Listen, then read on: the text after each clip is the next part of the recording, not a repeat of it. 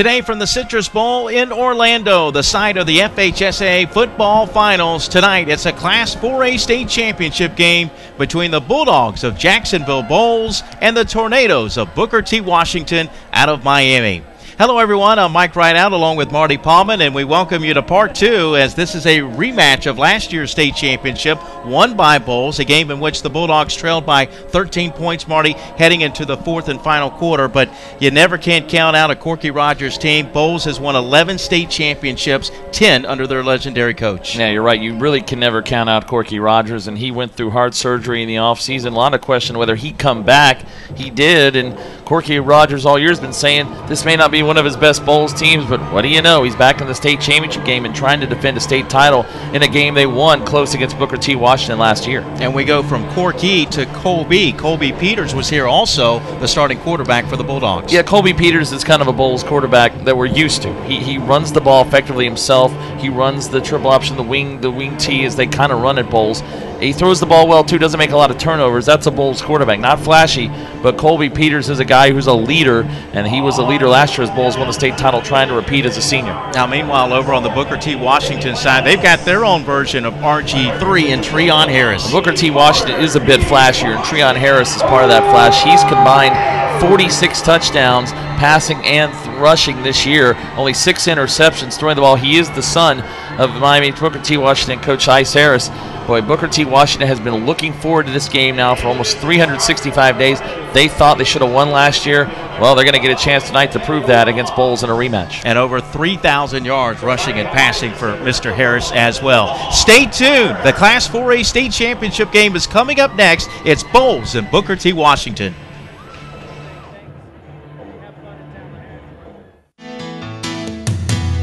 Out here, away from it all, a guy can get to thinking, what makes peanuts America's most popular nut?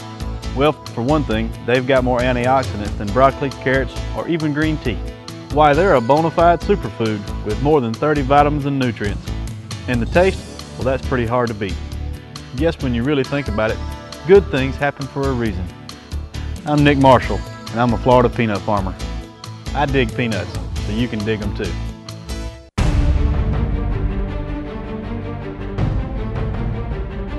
Now ready for Parkview, number 21, Matt Olson.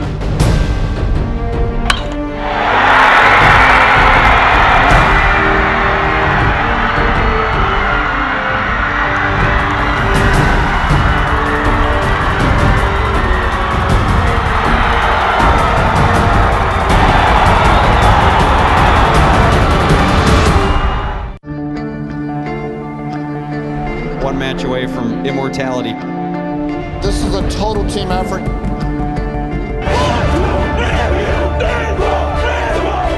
We're gonna come at you. One shot at this.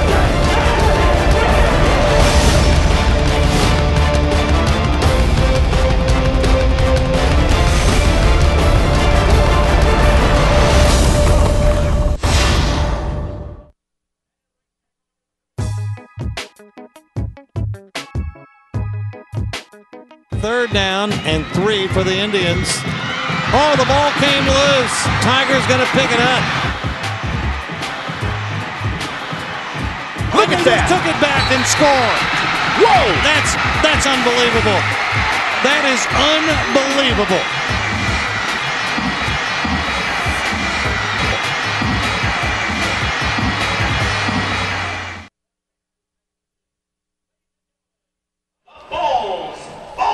Well, there you see the future Hall of Famer, Corky Rogers. Not only what he's done here in the state of Florida, but across the globe, Marty. I don't know that there's that many better than that man right there. Corky Rogers trying to win an 11th state championship at Bolles. The Bulldogs program with 11 state titles coming in, but Corky Rogers and the job he has done, unmatched, really. What is unmatched in the state of Florida, he has the most wins of any coach in the history of Florida high school football. 418 wins, 41 seasons as a head coach, 17 of those at Robert E. Lee in Jacksonville Public School. He went to Bolles in 1988, 24 years there, 268 wins, 33 losses. How about that winning percentage? And Corky Rogers has done it all. 10 state titles. Bolles has won 11 as a program, which is also a state record. and most of it has been done by the man. And there he is. He's wearing the sweater, always known for the black sweater on the sideline. And at 68 years old, he's coming up a season, an off season this year where he had, I think, 5-6 bypass surgery. A lot of belief he wouldn't come back. Well, here he is, and he's got Bolles back in the championship game. And the Bulldogs are really going to have to play fundamental football, which is something that is the cornerstone of Corky Rogers and the type of teams that he has. They usually do play fundamentally sound football. They just bring that lunch pail to work every day. And when you win that many games like he has, you're right. That is exactly what you have to do. And no, Bolles is not a team that's not going to defeat itself. I had a chance to talk to Corky Rogers before the game, and he said, we're little, we're small, we're banged up, we're this and that, kind of like Mike Coe at Madison County said earlier today. But he said somehow we got back here. I'm really proud of this team because, I really didn't know if we'd get here, but it kind of shows you that what works for Bolles and what works for Corky Rogers, it keeps working. And now they get a chance to win another state title. And it's going to be a tough test tonight, though, for Booker T. Washington team that not only has been number one in the state all year in 4A, but also is looking for revenge after losing the state championship game a year ago. Yeah, in fact, Tim Ice Harris, who was on the University of Miami staff in 2010 with Shannon, made the comment that his football team doesn't have a lot of size, but they do have small guys who can run fast. They are loaded with talent. Yeah, last year the state runner-up as Ice Harris returned to Booker T. Washington. He was the head coach there from 2003 to 2007, 4A state champs in 2007 at Booker T. Washington, and then coming back in 2011, and he also, as you mentioned, spent some time at the University of Miami as assistant coach under Randy Shannon. Got back last year, got right back to the state championship game, but they want to finish the deal. I mean, this is a Washington team that has rolled through the regular season. Their only loss coming to Miami Central. Will be playing in the 6A state championship game next week, and they have rolled as well through the playoffs as they went through Cocoa last week in the state semifinals.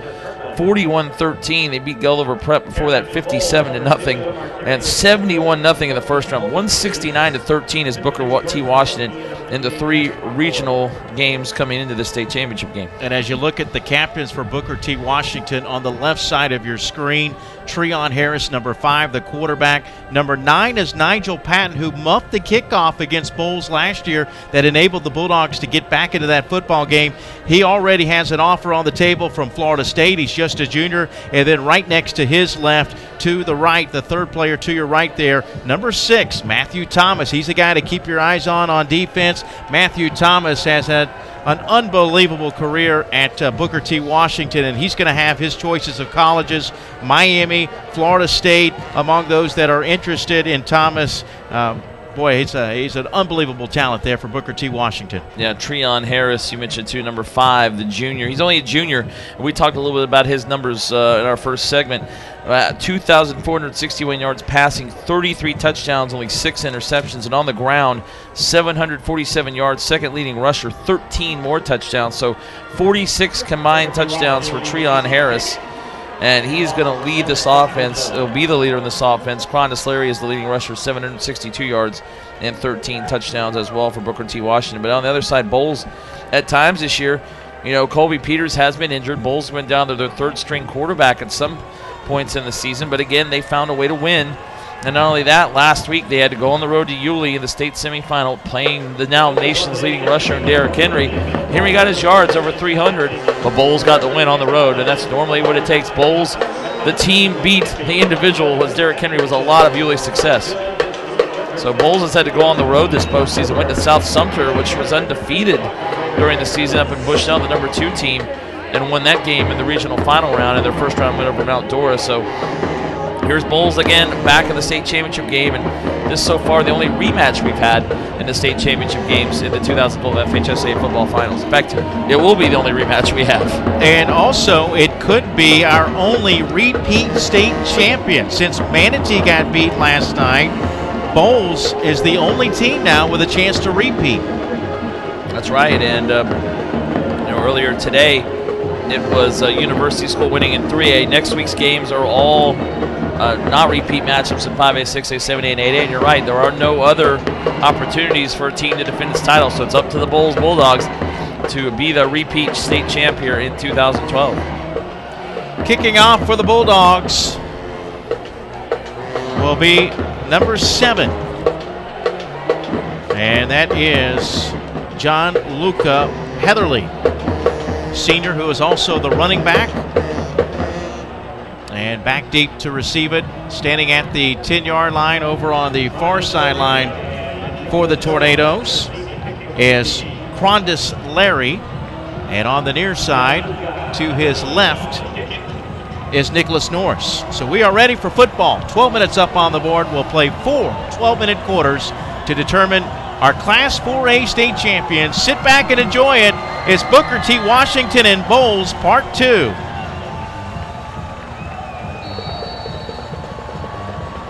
Play is in. Heatherly approaches the football, and we are underway. As the kick is returnable, as it actually bounces past the receiver and goes into the end zone. Could have been returned, but instead it will be a touchback, and they'll bring it out to the 20. So Booker T. Washington will start on offense. Number 5, Treon Harris, the 6', 180-pound junior quarterback, and number 3, Crondis Larry, the 5'8", 160-pound junior running back, the leading rusher for the Washington Tornadoes, wearing the white uniforms with the black letters and numerals. As you see, the orange pants and black stripes, the black helmets and orange stripes. Looks like another Halloween color like we saw last night with Trenton. So Washington will come out on offense for the first time against Bolles, wearing the blues with the white letters and numerals, the silver helmets with the red and blue stripes. All right, first play from scrimmage, and it's a run play. Harris takes it straight ahead, and Treon with some good running room. And we're going to see a lot of that tonight from this Washington team. Treon Harris, the leading scorer, is going to be really highly sought after next year as a senior. And he is has the most carries on this team and the second most yards we mentioned rushing, and also big numbers as a quarterback this year for Washington. Crondis Larry, the lone setback, as Harris will work with 3 receivers to the left side. And he's going to come back and throw it to the right side. The pass is caught by Nicholas Norris. That's good enough for our first down of the football game. Talk about the success. As you see, plenty of time for Harris. And a little wobbly, but Norris, nice catch. Had to go up a little bit at the 37, made the play, and the tackle there by Tommy Kelly, the defensive back for Bolles. 1st and 10 at the 37-yard line of Booker T. Washington. Harris this time will hand the football off. Breaking a tackle is Larry as he takes it up to the 44-yard line. Tim Ice Harris is a graduate of the University of Miami and Miami-Jackson Senior High School. And in his first stint at Booker T. Washington, they were state semifinals 4 years in a row for winning 4A in 2007 and then back in 2011 as the 4A state runner-up. So he's made an appearance, Booker T. Washington has made an appearance in the state playoffs every year under Tim Ice Harris. Whistle blows. That will stop the play on a 2nd and 2. Our first penalty of the game.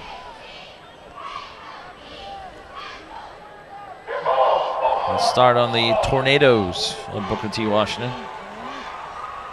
You know, going back that game last year, Coach Harris made the comment that, you know, when you lose a game that you had a 13-point lead going into the 4th quarter, he said it really helped their work ethic this year, and it really paid off in the summer. They competed in the National 7-on-7 tournament and won that tournament. I believe they went like 51-1, just an unbelievable tournament over the summer. They have definitely a lot of players at the skill position as Harris is going to go deep, has a man, but he throws it out of bounds. It took out the official at the 20-yard line, and that was boy, what a throw by Harris. Unfortunately, he threw it too far out of bounds. He led his receiver, Nicholas Norris, into the official, who was about 10 feet out of bounds. Nicholas Norris, the second leading receiver with 31 catches on the year, 644 yards, averaging almost 21 yards per catch. Tied for the team lead with 9 touchdown receptions. Incomplete pass will bring up 3rd down and 7 for the Tornadoes.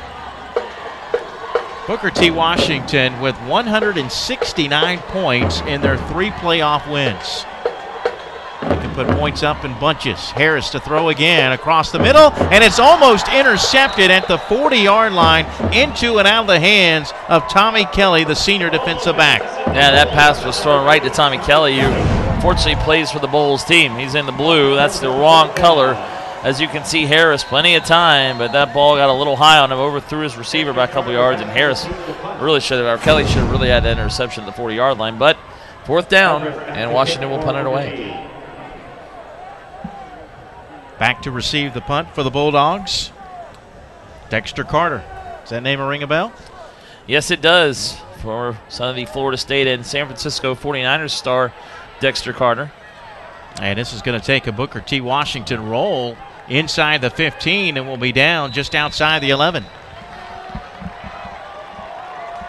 So the Bulldogs will be backed up on their first offensive possession.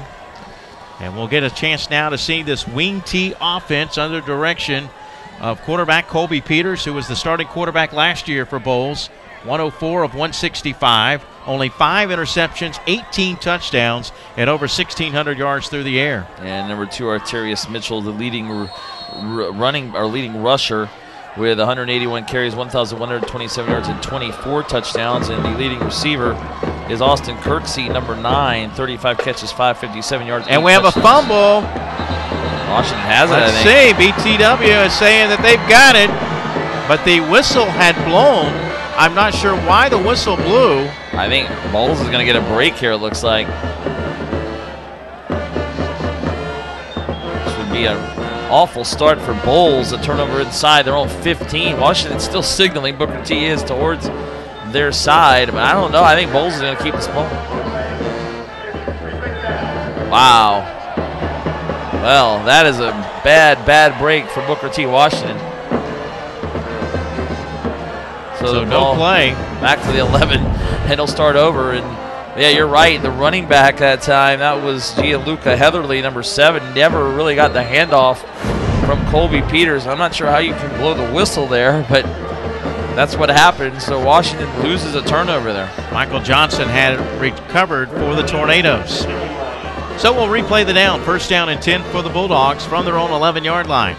No score early in the first quarter, and the handoff is to Arterius Mitchell, and Mitchell with a 1st down run for Bolles out across the 20 up to the 25. A lot of room around the right side for Arterius Mitchell, 6'1", 190-pound senior running back. As he will come off the field, he lost his helmet at the end of that play, but that's a gain of 14 at a 1st down. As you see the Bulls offense brought to you by Florida's Peanut Growers. We mentioned Kirksey, the leading receiver, number 9. The line of Rowe, Alexander, Hoffman, Mercer, and Schoenborn. Colby Peters, the quarterback. Arterius Mitchell at tailback. Your fullback, Gianluca Heatherly. And we mentioned earlier, number 23, Dexter Carter, the sophomore flanker, who is also one of the leading receivers on this Bolles team, the son of former Florida State star. Another fumble. Dexter Excuse Carter. Me, Marty. It looks like Bolles was able to fall on it. Yeah, Peters got it back that time. Boy, they were having some trouble early on as Bolles, and they're getting very fortunate. The first fumble was taken away on an inadvertent whistle or no play, and Peters able to fall right on that one. 9:20 and counting in the opening quarter as we take a look at the Washington defense. Again, presented by the Florida Peanut Growers. On the front, Thomas, Robinson, Gibson, and Duncombe. And in the secondary, Patton, who has already received an offer from Florida State. Everett and Johnson in the backfield, too. Johnson recovered that early fumble, which did not count. And Bolles keeps it straight ahead with Heatherly. As he takes it up to the 29-yard line, a gain of 4. It's going to bring up 3rd down and 6 for the Bulldogs. Another carry for the fullback Heatherly there up the middle, gets 4. Bolles at their own 29. Drive is stalling a bit and included a fumble, then a long run, and then almost fumble that was taken or not taken away, and then the bad snap or fumbled snap that was recovered. Some confusion for Bolles, and they're going to have to call their first time out. Yeah, Corky Rogers calling his offense over, and we've seen a little bit of a back and forth, up and down on this drive with fumbled snap, a fumbled handoff, and then calling a timeout there. Bolles will use the first timeout of the game here on offense with 8:18 to go in the opening quarter. Got a chance to see another wing T offense earlier today, and Madison County, give the Cowboys credit. They came into this game. Mike Coe, their football coach, said it would be the biggest upset in the history of football.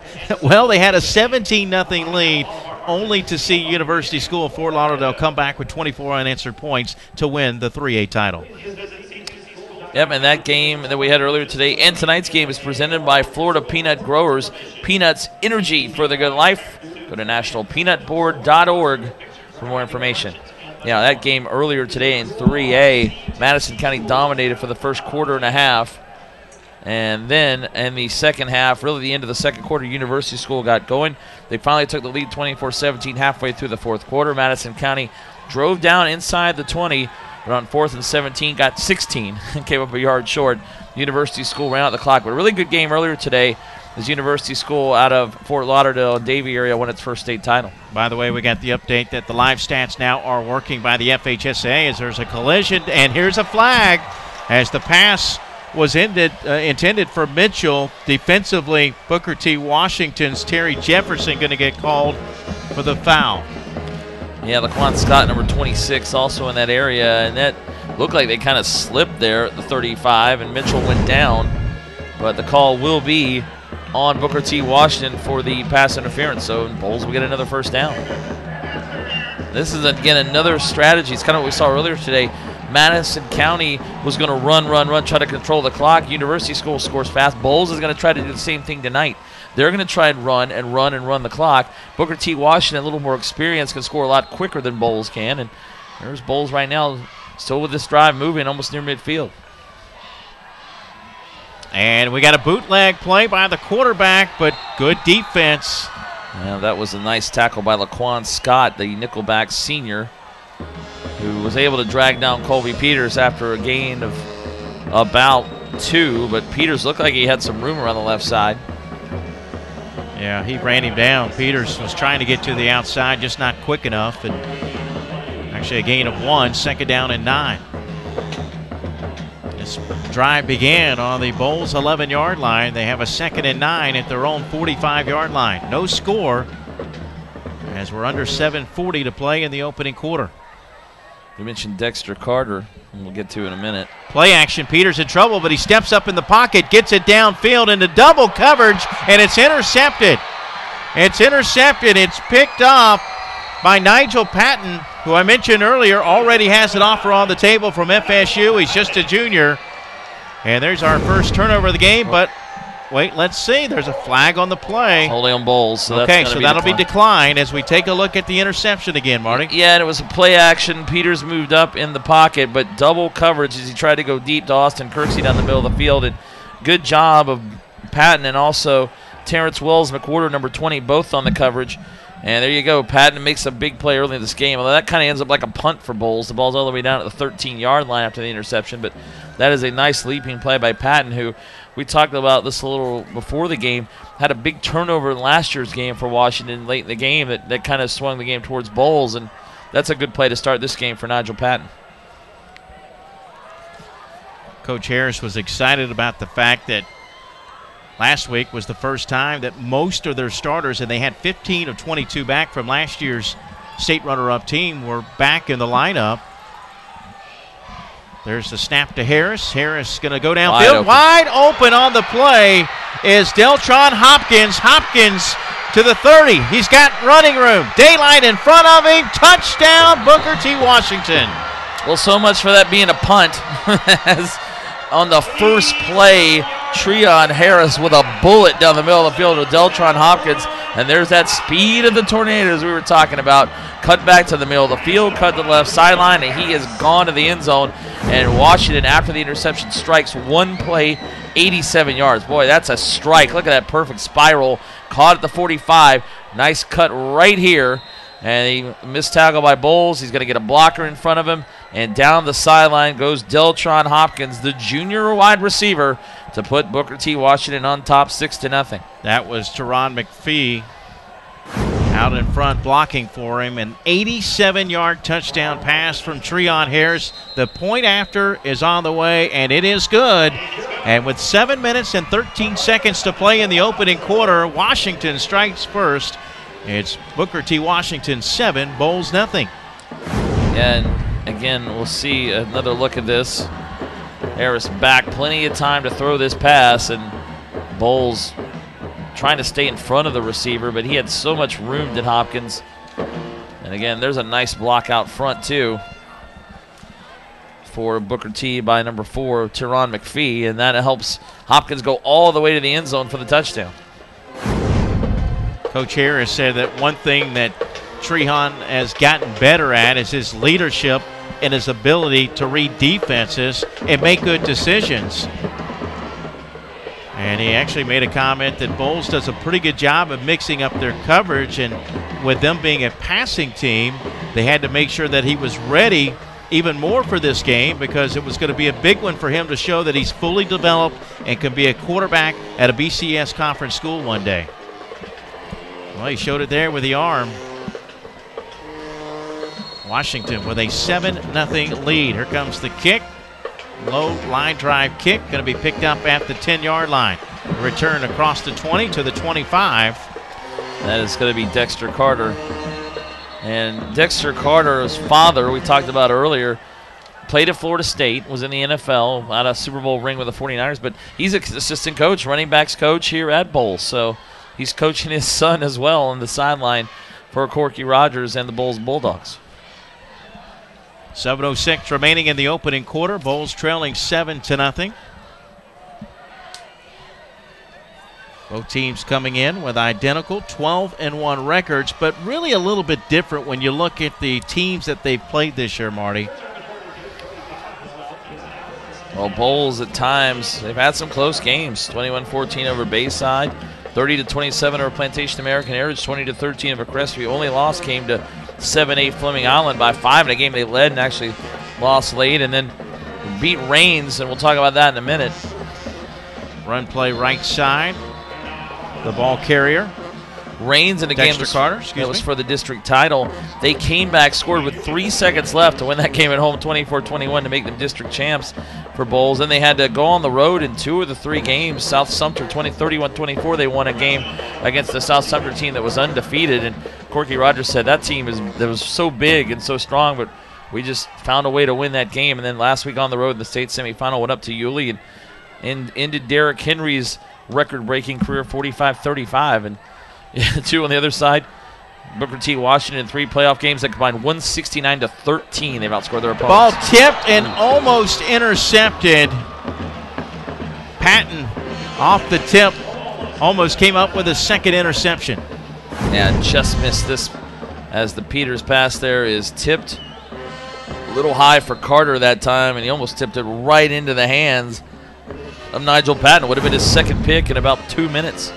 And you're right about Booker T. Washington, Mike. How about these scores? 68-13, 53-0, 39-0, 71-14, 49-6, 68-17, 35-6, 71-0, 57-0, and 41-13. Their only loss was 37-26 to Miami Central, although they'll be playing for the 6A state title next week against Gainesville High. Exactly. Here comes pressure. Colby Peters. Yeah, that was... Got away for one, man, but not the second. Yeah, he was pretty much swarmed that time, was Colby Peters, and that time Washington brought the pressure. Coming from that right side is Chris Stewart, the free safety on the safety blitz, missed the tackle, but Peters eventually wrapped up there as Washington brought the pressure, and that's number 51, Demetrius Gibson, finally getting the sack for the Tornadoes. And then Matthew Thomas finished him off. As I mentioned earlier, Matthew Thomas, Miami, Florida State, Alabama, Georgia, USC, all showing interest, but he has not named a top three just yet. That's a short punt, and Booker T. Washington's going to have excellent field position at the 33-yard line of Bolles. And Bolles needs to be careful here now. I know it's very early in this game, but Washington, after that last explosive play, they're going to get great field position at the 32 of Bolles. And right now, they're almost in position to go up 14-0 here in the first quarter. That's a long way to go, I know. We've seen Bolles come back before, like last year against Washington, but you kind of wonder if this Bolles team has the ability to get too far behind and come back. Yeah. Official spot will be the 32. Obviously, Booker T. Washington would be the team that had the potential to make a comeback with their offense that they have this year. Bolles would be a little bit more hard-pressed. You're right. 5 minutes and 36 seconds to play in the opening quarter. 7-0. Booker T. Washington leading it on an 87-yard touchdown pass from Treon Thomas to Deltron Hopkins. Boy, I tell you, they just showed. There you see the lineman number 72 for Washington. We were just showing Denver Kirkland. How about this guy? 6'5", 340. Look at him right in the middle of your screen. Man, oh, man. He definitely jumps out at you. Whole lot of man. Senior offensive lineman. I think he's going to be playing college football somewhere, but we talked about some of these Washington players. And, you know, Nigel Patton getting an offer from FSU, but, again, some of these guys not getting a lot of looks from bigger schools. And I've got to think that Treon Harris will coming up in his senior year next season. Denver Kirkland is getting some looks. Florida State, Miami, USF. They are loaded with talent there at Booker T. Washington. Not to mention that their coaching staff, too. Yeah. Tim Harris Jr. is the assistant head coach and the offensive coordinator. 2007, Booker T. Washington won the state title under Tim Harris, the only state title for the program. Who'd they beat that year? That would be Nice. That was the year after Tim Tebow left. And that game was in Orlando. So that was Booker T. Washington's state championship back in 2007. That was here in the Citrus Bowl, trying to win for the first time since then, and Ice Harris' second tenure here. Harris hands it off to Larry. Larry breaking tackles, taking it into the secondary. A gain of about 8, actually maybe even 9. Let's see where they spot it. It will be a gain of 9. Larry looked like he had a pretty big gain there, and he slipped down. And you know, as the night goes on, the field turf probably will get a little slippery out there. This is actually AstroTurf here at the Florida Citrus Bowl. Official timeout. We're going to have a water break. Oh, actually, they're looking at right around the football. Maybe they're going to measure. They're going to bring in the chains down. and measure, yeah.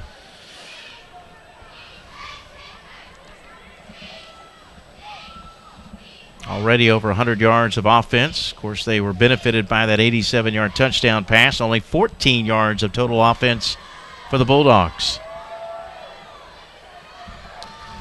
Yep, going to be measured, and the big man, number 72, signals it first down. A nice crowd on hand tonight for this Saturday night game, as you usually expect on the opening weekend. The next weekend, the Saturday night game, will be the 8A final. By the way, Apopka and Cypress Bay should be a huge crowd that 8A game. But the Booker T. Washington folks have come from Miami. Good crowd on hand, and the Bolles school fans as well from Jacksonville. They're bundling up a bit. Some of them, yeah. I mean, it's a little cooler. It was warm this day afternoon, today, but it cools off quickly when the sun goes down. We got the wind picking up some tonight as well. Harris works with 2 receivers to either side on first down and 10. He will hand the football off again to Larry, and Larry this time gains gains 2. 1. None. About maybe a half yard, yeah, as Bolles able to, and the original hit by Justin Ackerman, their number 25, came right up and made the hit on Quandis Larry at the very end of that play.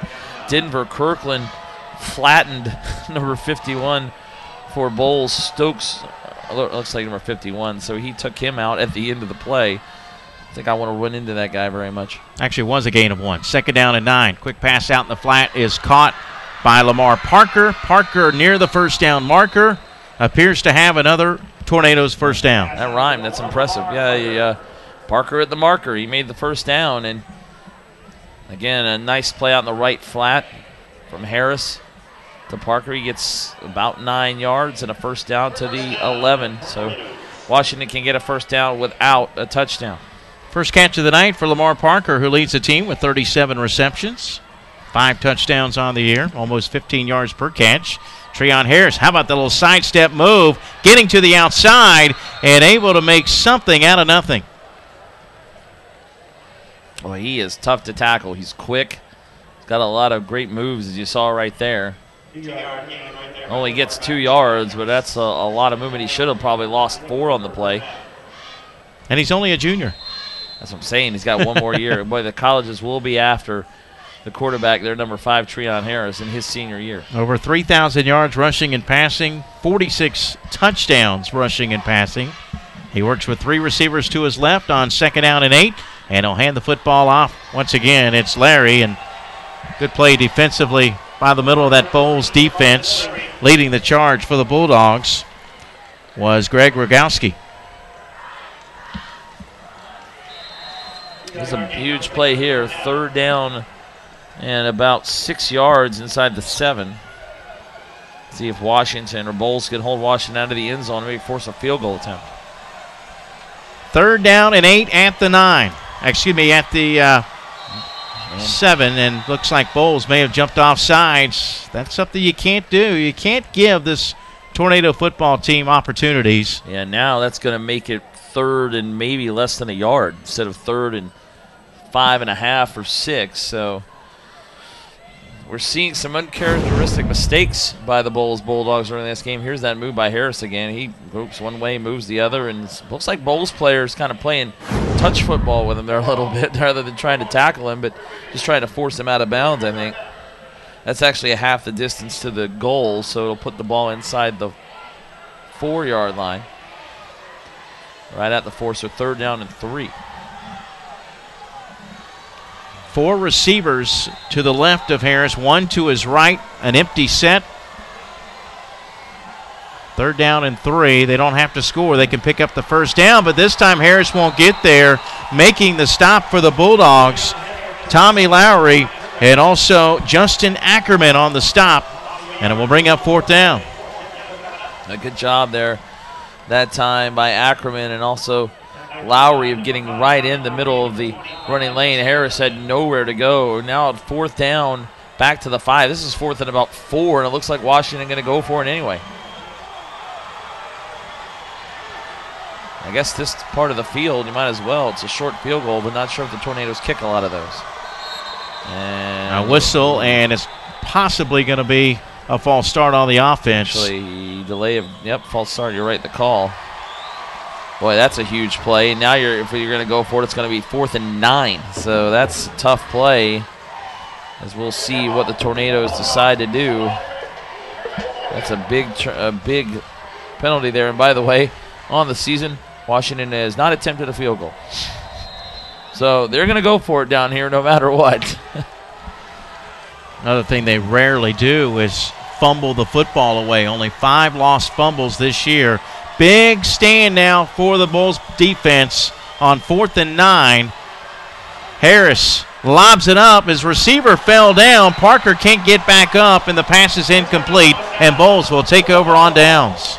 Well, Parker slipped over there near that sideline, and the pass was too high by Harris. He got on the run, tried to get it to him in the corner. There were 2 defenders in the area, but Harris rolling out here, and he just kind of threw one on the run, and that wasn't very accurate. The receiver slipped down, but that would have been out of bounds, way out of bounds anyway. So the pass by Harris was not accurate, and Bolles gets the defensive stop. They dodge a bullet. Already trailing 7-0. 2:50. You see your time left in the first quarter. Colby Peters will hand the football off. Mitchell out across the 15 up to the 17. A gain of 7 on 1st down. So far, all of their runs, or all of their yardage, have come on runs, as you see Corky Rogers again. Charles Corky Rogers, 41 years as a coach, a graduate of Lee High School in Jacksonville and Georgia Tech. Played for Bobby Dodd at Georgia Tech in Atlanta. Played a short career in the NFL before getting into high school coaching, and he's been in the Jacksonville area his entire career as a coach. John Luca Heatherly. Short yardage.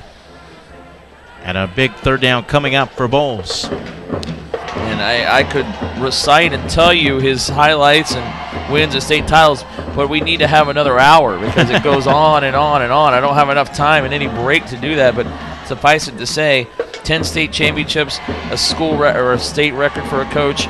The wins, 418, also is a Florida record for wins by a coach.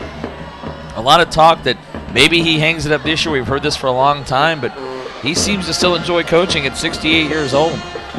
This is a big 3rd down play for Bolles as the pass right side is incomplete. The intended receiver was Tyrell Moore, but Peters couldn't connect. His 4th down. And just to kind of back up more on your talk about Corky Rogers. The reason it would take a long time to talk about his great accomplishments, he faced a good one in Derrick Henry last week, but you go back to 1984, he had a chance to play against the legendary Emmitt Smith when Emmitt was at Pensacola-Scambia. Well, you know what was nice about that? I was down talking to Corky before the game because we'll tell you more about this. We have a penalty or a flag coming on the punt, but my dad went to Georgia Tech. He knows Corky for years. I've talked to him. But before I talked to him, guess who sat down and next to Corky? Dwight Thomas. He coached Escambia and Emmett in that game. That's right. It's kind of nice to see that. It looked like they were sharing memories, but that was the only game in Emmitt Smith's high school career that he had under 100 yards rushing against Lee High School.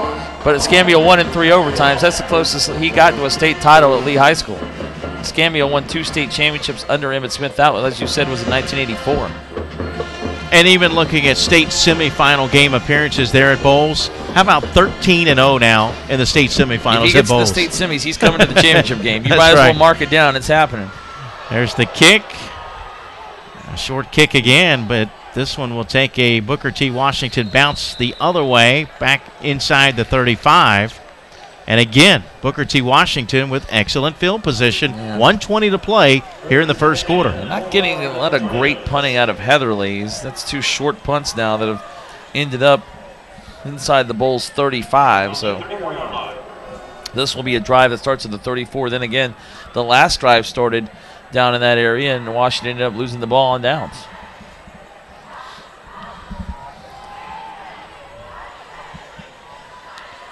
The other thing about Corky Rogers, his assistants, his staff has been with him for most of the time at Bolles. He's had a coaching staff that he's kept together for many years, which is another sign of success. Well, I think it's another reason why he's stuck around for so long, as Harris's pass into and out of the hands of a wide-open Nicholas Norris inside the 20-yard line. Wow. Ball's right in his hands at the 20-yard line, it looked like. Norris. We'll take a look at it again on the play action. Yeah, fake to McPhee, and it's a good throw. It's right on the money. It just went right through his hands on the sideline inside the Bolles 20. There's not much you can say about that when you don't make that catch. Well, that's not on Treon Harris. He got the ball there in plenty of time. Harris again works with 3 receivers to his left, 2 receivers to his right. Has time. Now he rolls out of the pocket looking downfield. Has a receiver. It's a diving attempt by Deltron Hopkins. He can't come up with it. And it will bring up 3rd down and 10.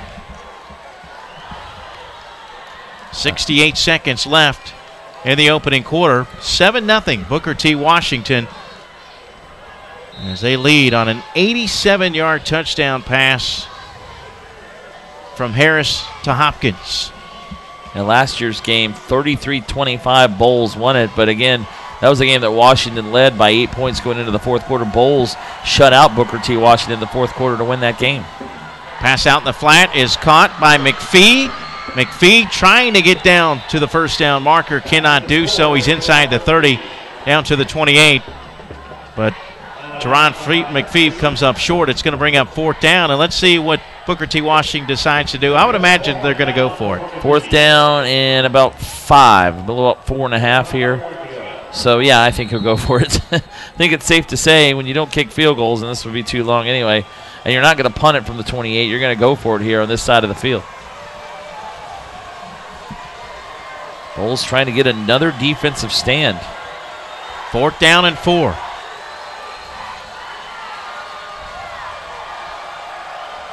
Bulldogs sneak an extra player up there. Now they back away. Harris's pass left side, caught, but I believe out of bounds. Or did he get a foot in? Oh, I think he may have gotten a foot. Well, both the officials looked at each other, and it looks like they're going to give the catch to Norris. Right at the 17, and that is a heck of a catch by Norris near the sideline. He put the tiptoes in. That might be, although we do have a flag down, so this might not matter anyway, but that would be a 1st down for the Tornadoes, but I think it's coming back. What a catch there by Norris. Getting those tippy toes in on the sideline. And it's a false start, so. And it didn't matter. This one's coming back.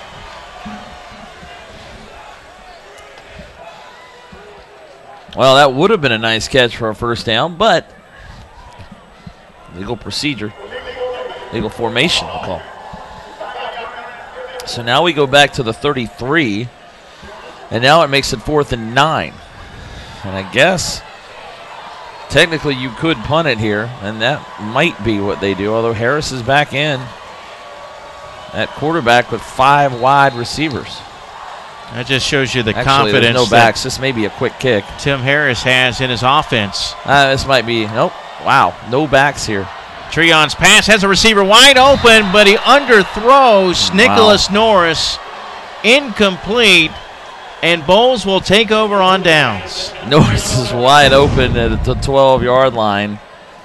Harris, though, you're right, wobbly, and that is underthrown. Norris tried to come back, and he slipped. And it's interesting, Bolles not doing anything on offense. Washington's getting great field position in Bolles territory, and they're not doing anything with it. Bolles defense keeping the Bulldogs in this game here in the first quarter. Under a minute to play in the opening quarter. Handoff is to Mitchell. Wow. Wow, that is Matthew Thomas putting an absolute bomb on number 2, Alterius Mitchell. Man, what a hit. 6'4", 205. Harris considered the number 18 prospect overall, number 2 at his position according to Rivals.com. Loss of 1, second down and 11. Play action. Peters pass deflected, and well, actually, was it caught? I think it was. And it's going to be a loss in the play. It was caught by Mitchell, but that could have been worse. It was tipped in the air. And that's going to be our last play of the first quarter. But here you see Peters. It's knocked down out of the air and then caught by Mitchell as number 99, Chad Thomas, the junior defensive lineman, got a hand on it. Mitchell made the catch, but he did lose a couple yards on the play. That is the end of the first quarter here at the Sisters Bowl in Orlando in this Class 4A state championship. At the end of one, it's number 1 out in front. Booker T. Washington 7 and the defending state champion Bolles Bulldogs nothing. Back to the Citrus Bowl right after this.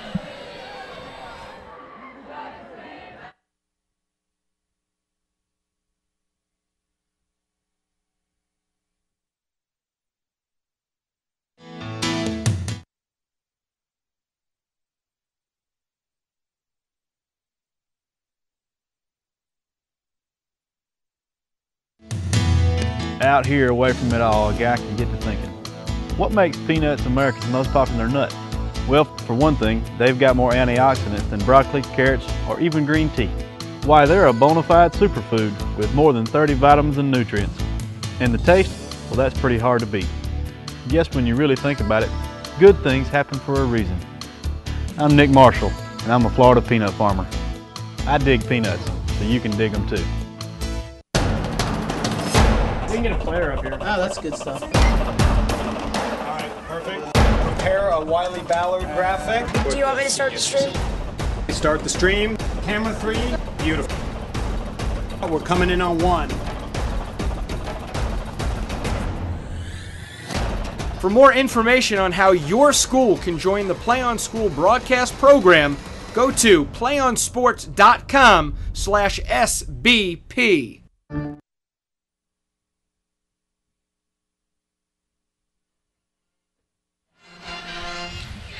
Mike Rideout, Marty Palman back here at the Citrus Bowl in Orlando as we head to the second quarter. Take a look at the Bowl's cheerleaders. Bulldogs, defending state champions, trying to win back-to-back. They would be the only team to do so. And a look at the fans from Booker T. Washington who made the trip from Miami. After this weekend, we'll be halfway done. Yeah, we'll start it all again next Friday with the 5A state championship game here at 1 o'clock for the Citrus Bowl in Orlando. And Immokalee will take on Tallahassee Gabi. The 7A championship is next Friday night. And then next Saturday, the 6A championship at 1 o'clock. The 8A title game is at 7. So 4 more games coming up next weekend here on the FHSAA Network from Orlando. Peters in trouble, but he gets rid of it as he comes back the other way to Will Zerzow. Zerzow able to take it beyond the 40, near the first down. So the yard short of the first down as Peters rolls out and beats the pressure here, the rush coming in by the 2 defenders there, Kevin McMurtry and Laquan Scott. And a nice play to Zerzow, the tight end, the senior, who goes for that first down marker and takes another big hit as Washington continues to lay the wood on Bolles. Demetrius Gibson, 51, ran him down. So Bolles will have to punt it away again. Let's see if they can get a good punt away this time. And they fake it. Oh, but a flag comes in. Would have worked. Looked like Christian Bermudez was going to get the first down, but But Heatherly really sold it too. He did. He acted like that snap went into the next county. He jumped so high. And you know what? There you go. There's your that's Corky Rogers. You know, he likes to run those plays. Sometimes his team needs it. That would have been a good time to do it on 4th down and less than 2, but unfortunately the false start means now you pretty much got to punt it away. Back to receive it for Booker T. Washington. Nicholas Norris on the near side, and to his left is Lamar Parker. Heatherly back to punt on 4th and 7. Oh. Well, this time was a high snap. He wasn't faking this time. Gets away a good spiraling kick. Fair catch is called for and grabbed by Lamar Parker. Good field position yet again. Booker T. Washington has had really good field position in this first half. Yeah, they have, and they haven't taken advantage of it. The only touchdown was the long 83-yard pass from Treon Harris there to Deltron Hopkins, and that has been it in the first half. They got the ball inside the Bolles 35 on 2 other occasions, and both times turned it over on downs. As you would imagine, the first quarter stats are pretty one-sided. I'll give you that in a minute in favor of Booker T. Washington. Harris looking to throw. In trouble, so he's going to keep it and run. And he's across the 45 before being a little roughed out of bounds. Got to be careful there. Yeah, they're not going to call anything. I think they just got tangled up. But first quarter stats, 17 plays for Washington, 141 yards. Of course, 87 of that, came on one play. As you take a look at the Washington offense presented by Florida Peanut Growers. Parker and McPhee, Hopkins the receivers, Bernard Lynch, G, Ingram, and Kirkland on the lines. Another receiver, Nicholas Norris. Crondis Larry, the running back, halfback, and Treon Harris, the junior quarterback. So, gain of 9 on that last play on 2nd and 1. Harris fakes the handoff. He's in trouble. Gets away. I think he got a first down. Pretty close to it, but take a look at the Bulldogs defense. Ackerman, Rogowski, Cassidy, Munford, Lowry, Smolinski, Boswell, McGee, Show, Bermudez, and Burt. It's also brought to you by Florida's Peanut Growers. Boswell is a name that should be familiar to Bolles fans. Scow, excuse me. Matt Scow. Mm-hmm.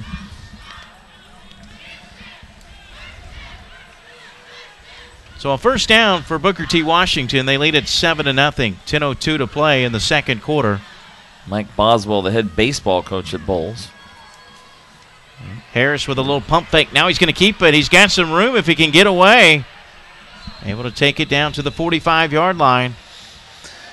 We're looking at the first quarter. I mean, Washington 125 passing yards, Bolles -1. Bolles only had 21 yards of offense, 141 yards for the Tornadoes, but again, 87 of that on one play. Time of possession was 6:44 to 5:16 in favor of Bolles. No turnovers in the first quarter, but again, Bolles has not been able to get anything going on offense, and Washington hasn't been able to take advantage of great field position so far. Booker T. Washington calls a timeout. That's their first timeout of the game, of the half. 9:43 to play. Well, here in the second. Well, under Corky Rogers, we will say the state championships 1990, 93, 95, 98. And then it's funny, in the 2000s, it was the even years, 02, 04, 06, 08.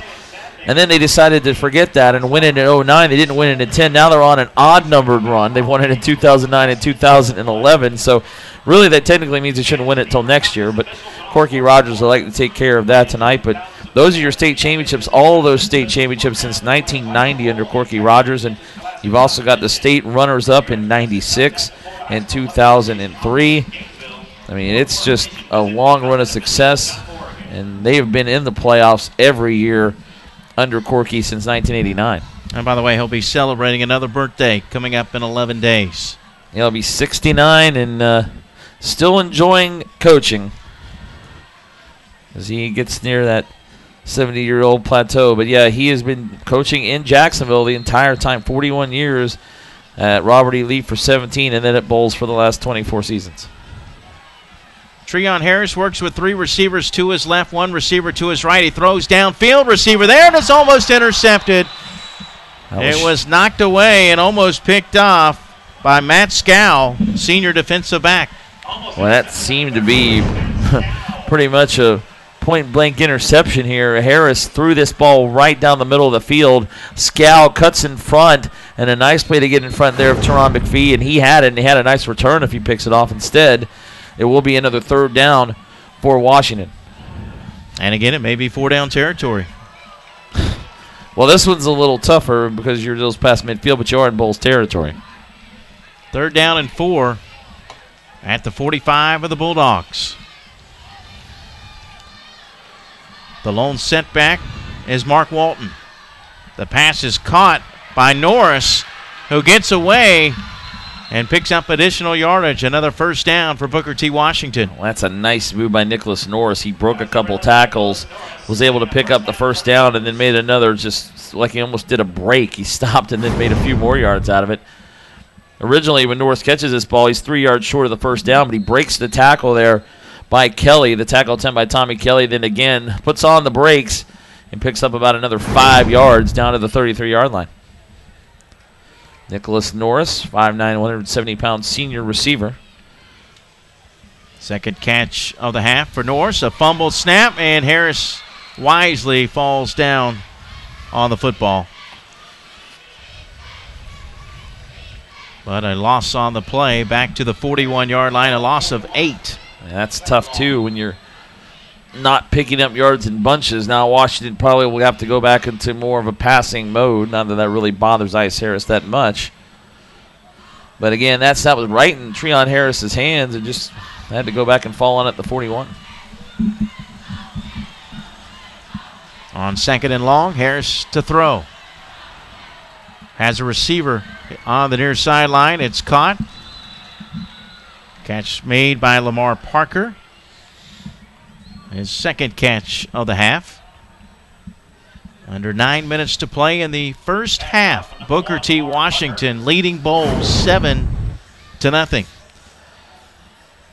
We take a look at it again. Had a little bit of time. Was able to buy some additional time by rolling to his right, and Parker was wide open on the play. Yeah, it's a pickup of about 16 yards on the play. So now it brings a 3rd and short, 3rd and 2 for Washington. And then the big man jumps too early on the right side of that line, number 72, Denver Kirkland. Penalties are now starting to play an issue with Booker T. Washington. So now it's going to be back to a 3rd and 7 after they got it to a 3rd and 2.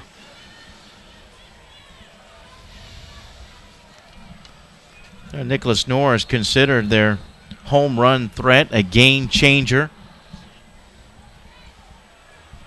But earlier, it was Deltron Hopkins who hauled in the long catch. They just have so many weapons. Hopkins hauling in an 87-yard touchdown pass back in the first quarter. Harris throws downfield. They complete another one. It's going to be another 1st down inside the 20. Lamar Parker. Fired it in. Parker was open right in the middle of the field. That's a gain of 10 and another 1st down. 7th 1st down of the half for Washington, which is approaching 200 yards of total offense in this opening half. Lone setback is Walton, and he'll get the handoff running straight ahead. Down to the 18-yard line, a gain of a couple. Washington now kind of driving like Bolles normally does. They're taking time off the clock. They're mixing run and pass, and running is some more than they normally do. So we are almost halfway through the 2nd quarter. The drive began with 10:55 on the clock. So they've consumed almost 4 minutes on this drive already. And it's a quarterback draw. We got a flag on the play, but untouched is Harris in the end zone for the score. But let's check the penalty. Nope, that's coming back. Yes, Bolles, it is. Bolles defensive players were already clapping their hands. Harris went right through a little hole in the middle and then was gone. We're going to get a hold right there. It looks like on number 14. Mark Walton, I believe, came up and held. Well, once Harris got past it, he was gone. But again, coming back, that's the third penalty on Washington on this drive.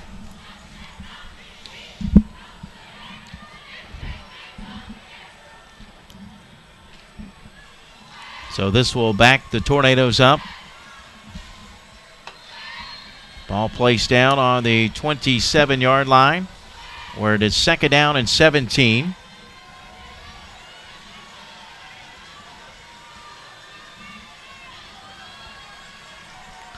They kind of move forward, and then they go back, and then move forward, they go back.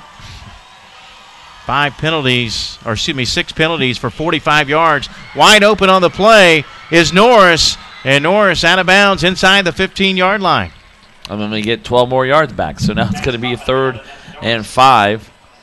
They're almost unfazed. Yeah, and then the penalties have been hurting, but they seem to be able to get the yards back. Nice catch to the sideline again. Norris having a busy first half. And we're going to have a 3rd and 3 for Washington at the 13.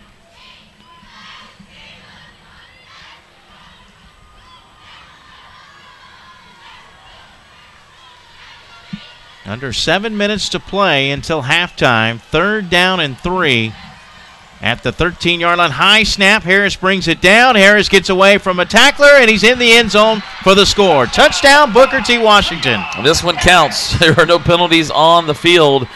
And a good job by the Tornadoes of Booker T. Washington. They were able to get by, get through the penalties, and still score. That run by Harris looks similar to the one he scored on a few minutes ago, which was up the middle, this time to the right side of the line. But he just breaks the tackle there of Justin Ackerman at the line, and after that, Treon Harris is heading to the end zone for the touchdown. So a 2-score game.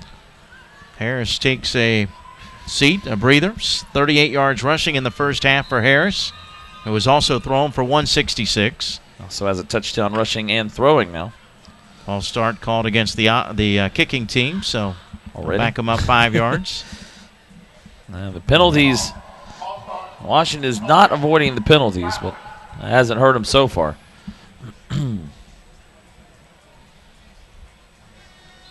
Temperatures in the low 70s. A pleasant evening here in Orlando. And the kick on the way is no good. Extra point is no good. Mark Walton missed the extra point, and it's 13-0. That was a end-over-end kick that faded off to the right.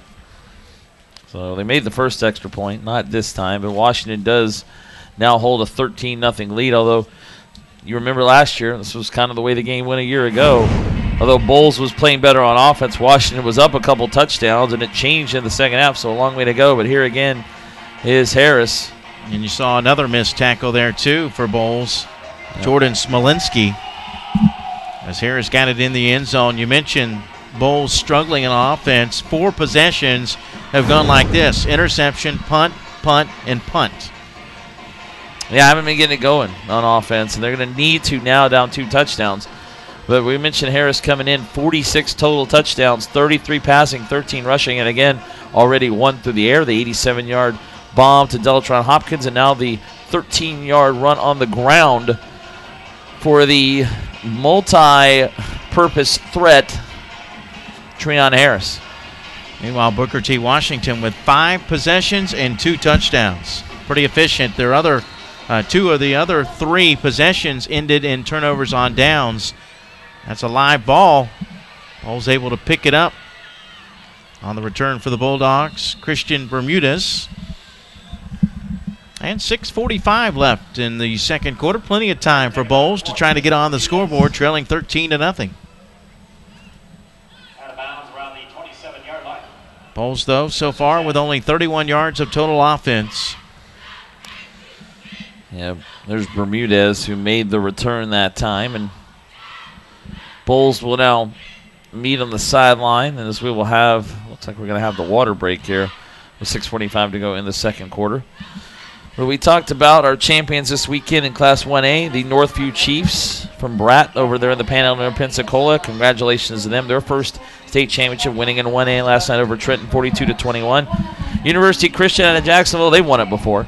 Their 7th state title as they knocked off Dade Christian. But they're first since 1994. First in 18 years. Hadn't been to the championship or had a district title even since 94. They win yesterday 28-10 over Dade Christian in 2A. And earlier today, the first state title of many for University School, we think, and in Fort Lauderdale as they knocked off Madison County 24-17.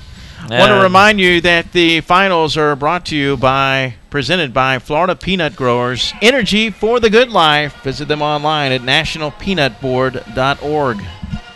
Here's what we got going next week. The 5A championship game will be at 1 o'clock. It'll be Tallahassee, Godby, and Immokalee next Friday, December 14th at 7 p.m. that night. The 7A state championship game, Tallahassee, Lincoln, and not Bradenton Manatee. St. Thomas Aquinas will be back. They knocked out the number 1 team in the country in Bradenton Manatee last night, the state semifinals. And then next Saturday at 1 o'clock, the 6A state championship game between Gainesville High School and Miami Central High.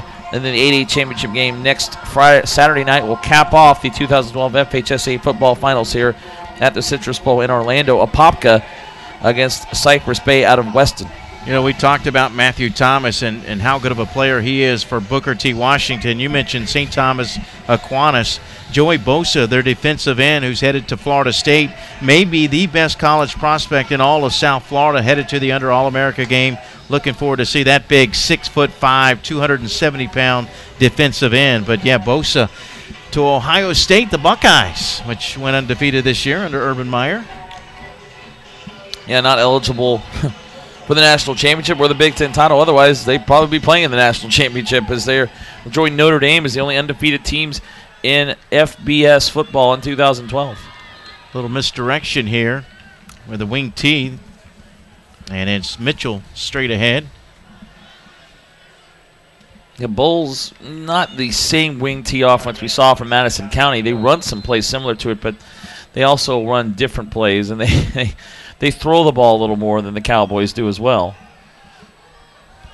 But I get the feeling they're going to have to throw it today. Yeah, and they can if they have to. I do not know if they played a team as sound as Booker T. Washington or as gifted athletically.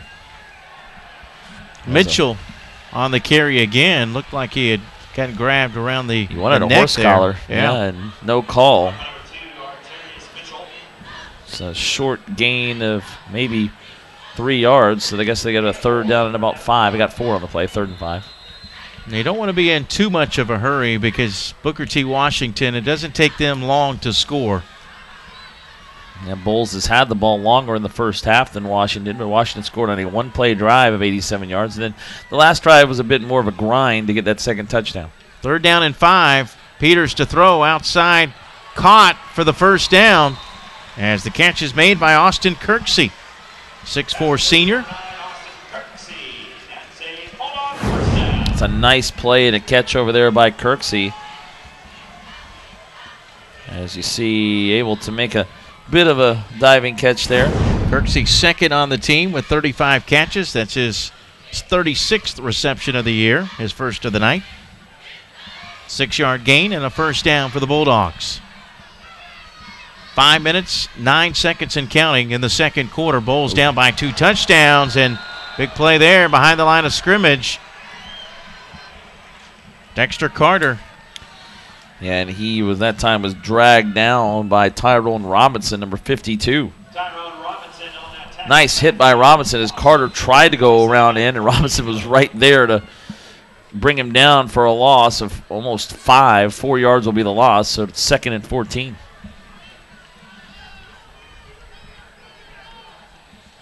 Peters works with 2 in the backfield, but he looks to throw. Out to the left side, knocked away. As that was close to being a little bit too early. Patton, who has had a pretty good first half already with one interception, able to knock it away. That would have been a pick six. Patton gets in front of that one. He's not going to get stopped.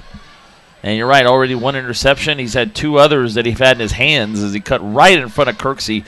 Good job by Nigel Patton on the coverage right at the last minute. So it's going to bring up another third down, this time a 3rd and 14. 4.5 minutes to play in the second quarter. Bolles trailing 13-0. Peters works with two receivers to his left, one receiver to his right, throws it out in the flat. Pass is caught by Kirksey, and Kirksey getting it upfield. I think he has the first down. He's close. And that brings the Bolles fans to their feet. That's a nice play call. It's a short pass, and it turns into basically Kirksey having to make a play in the shotgun. Peters looks to his left, throws it quickly. Kirksey cuts up, cuts back, and really good blocking ahead of him, but really nobody touched him, and he's able to get 15 and a first down on 3rd and 14. Yeah, that second effort was enough for the first down. Peters to throw again, looking downfield, has a receiver, and again on the coverage, it's Patton with a deflection. The ball was intended for Kirksey. I'll tell you, Patton could have been a tick early there on Kirksey. It was pretty close over the middle of the field. The Bolles coaches are in the box next to us, wanted interference. And here you see, I think that's a good play in the end. I think so too. I think Patton had good timing. I think they were both going for the ball. And in that case, give Nigel Patton credit. He's playing a pretty good game, very good game in this first half. 2nd down and 10. Bolles will run it as they hand it off to Heatherly. Heatherly down to the 47-yard line, so a gain of just 1, maybe 2. Actually, ball will be spotted at the 47.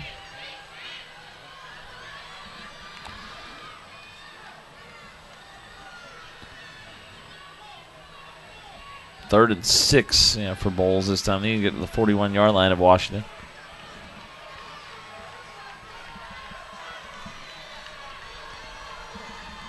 Peters looks at 5 men on the line of scrimmage and calls timeout. Didn't like what he saw. Bolles. Go ahead, Marty. Now Bolles now with 1 timeout left, and that's a good time to use it. It's a big 3rd down. You want to keep this drive going to midfield. You'd like to get some sort of points on the board with 3:21 to go here in the second quarter, and that's what Corky Rogers will talk over with his team and his quarterback. Well, and they're also keeping that Booker T. Washington offense on the sideline, too.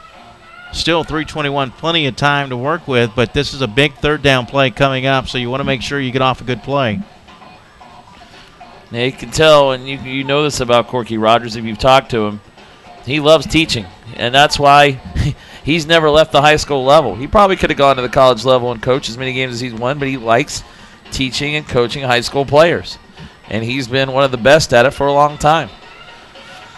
And there he is. He's in the middle of the huddle, and it's not like the assistant coaches are out there doing this. He's in the middle of the huddle talking to the team. This isn't a coach who says, hey, assistant coaches, go do my work. I'll sit over here. He's right in the middle of everything. Definitely hands-on. You're right. So a big 3rd down and 5 coming up now for Bolles at the 47-yard line of Booker T. Washington. Bolles now up to 57 yards of total offense. Colby Peters, 4 of 9 through the year, 1 interception, 29 yards passing. He will set the screen up here, and the catch is made by Dexter Carter, and Carter gets away to the 25. Another Bolles first down. Nice play to Dexter Carter. That's the speed you're looking for from this Bolles team. Nice tackle by Terrence Wells McWhorter, but that is a big gain on another 3rd down as Peters. Here comes 2 guys up the middle at him. Nice dump pass right over the top to Dexter Carter Jr., and there he goes for a huge gain down to the 23-yard line, a gain of 24. So the Bulldogs on the move. Just outside the red zone. 1st down and 10 at the 23. Handoff. Running straight ahead is Mitchell. Actually, no, excuse me, that is Heatherly. This is exactly the drive Bolles needs. 1 timeout, but they got plenty of time. 2:53 and counting to go. Plenty of time to get in and get a touchdown, get some points, and get back to within 6 or 7 before the half. John Luca Heatherly got 4 yards that time. 2nd down and 6. Clock continues to run. 2.5 minutes to play in the half. Chant of defense from the Booker T. Washington fans. This Bolles drive began at the Bolles 27. Throw to the end zone is out of bounds. And they tried to fit it into Kirksey on the sideline. 2 defenders patting again over there. Michael Johnson came over in the free safety position to knock it away as well. And that time Peters went to the end zone trying to get a touchdown to Kirksey. So another big 3rd down now for Bolles with now 2:13 left in the second quarter.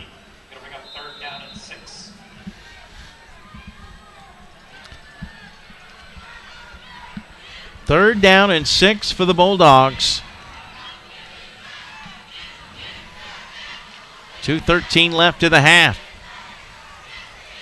This could be 4-down territory for Bolles. I definitely agree. Down 2 scores, and it's the quarterback calling his own number on the draw. And how about Colby Peters taking it straight ahead for a 1st down? Don't need it now. 1st down by Colby Peters. That was a straight quarterback draw, a keeper. Planned all the way, and he ran right behind Heatherly and behind his 2 linemen there and easily gets the 1st down at the 10-yard line. Bolles in business, 1st and goal. Heatherly had a good block, too, to spring him for additional yardage. 1st down and goal for Bolles at the 10. And we've got movement on the right side of the offensive line, and Bolles jumps off sides. That's Kevin Ackerman, the tight end. Well, now it's 1st and goal from the 15. Yeah, got up out of his stance too quickly and could not stop himself. So Ackerman gets called for the false start. Now you got to go 15 yards for a touchdown instead of 10.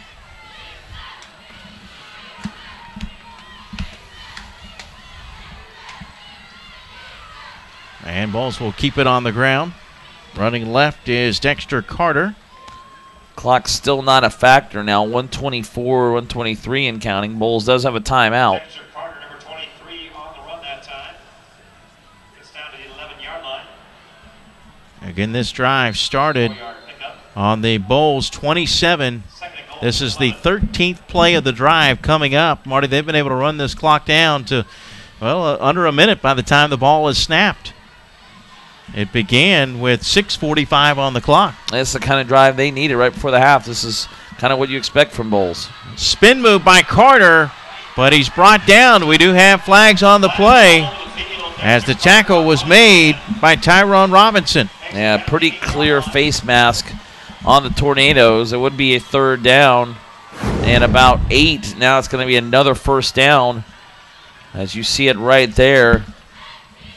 On number 52, Tyrone Robinson, the face mask. William Bolles a 1st down with 48 seconds to go. So still plenty of time. Still a timeout. Bolles can take a few cracks at the end zone as this is going to move the ball down inside the 5 near the 4-yard line. And it was a flagrant. Oh, it's a 2nd down. Foul because Robinson did not let go of the face mask. Oh, it's 2nd down, pardon me. Because that happened on 2nd down. You do not get an automatic 1st down on a face mask in high school football. 2nd down and goal at the 4. Oof, big hit there. Nothing there that time for Mitchell. And he ran into Matthew Thomas, number 6. Also number 21, Tyrell Everett coming over to make the hit for Washington. Now we are under 30 seconds, 26, and Bolles will... Oh, now they're going to reset the clock. So 13 seconds put on, 40 seconds going to be put on the clock. Big 3rd down play coming up. 3rd down and goal for Bolles. The Bulldogs trail 13-0. Under a minute to play, almost under 30 seconds left here in the second quarter. Peters with a receiver to either side as he looks to throw.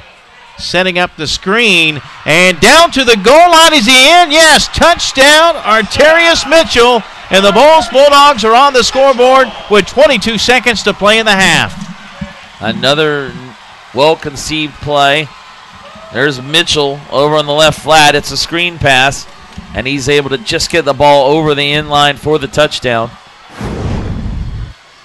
Peters puts the ball to Mitchell there at the 7. Mitchell moves forward, follows his blockers, and just gets in the end zone. It was right on the line, but that is a touchdown for Bolles, and the Washington fans thought the ball may have been out before he scored, or either it was a fumble, but you don't have instant replay in high school football. That's not going to happen. So Bolles gets on the board. 22 seconds to go in the first half. Marty, how about a 16-play drive? Went 73 yards, consumed 6 minutes and 23 seconds. We'll take a look at it again and see if that ball did come out. Peters, there's Mitchell following his blockers. You know what? Ooh. I don't know. I think he got it right on the line. The ground caused the fumble. Well, no, I think that's true, and I think he got the ball right on the end zone line. I think it's a touchdown. The Washington fans are going to disagree because they're going to disagree, I guess. But, yeah, that to me looks like you're right. I think the ground definitely caused the fumble. But here is Booker T. Washington seemingly dominating the first half, and yet it's a one-score game. It's the magic of Corky Rogers and Bolles. Here we go. Bolles is right back in this game late in the first half, kind of similar to today's game where University School was down 17-0 to Madison getting dominated. They come back, make it 17-10 before the half, and then they came back and won in the second half. Who knows if we'll see that again tonight. Heatherly to kick off. 22 seconds left in the half.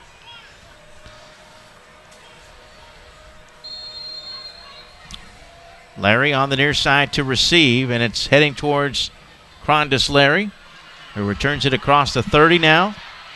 35, and he's out of bounds with 17 seconds to play. Well, we'll see if Tim Harris decides to chunk it downfield. Well, he could here. You're near pretty good field position. 17 seconds left. Treon Harris, the son of head coach Tim Ice Harris, the brother of offensive coordinator Tim Harris Jr., who we mentioned. He has a brother, Brandon Harris.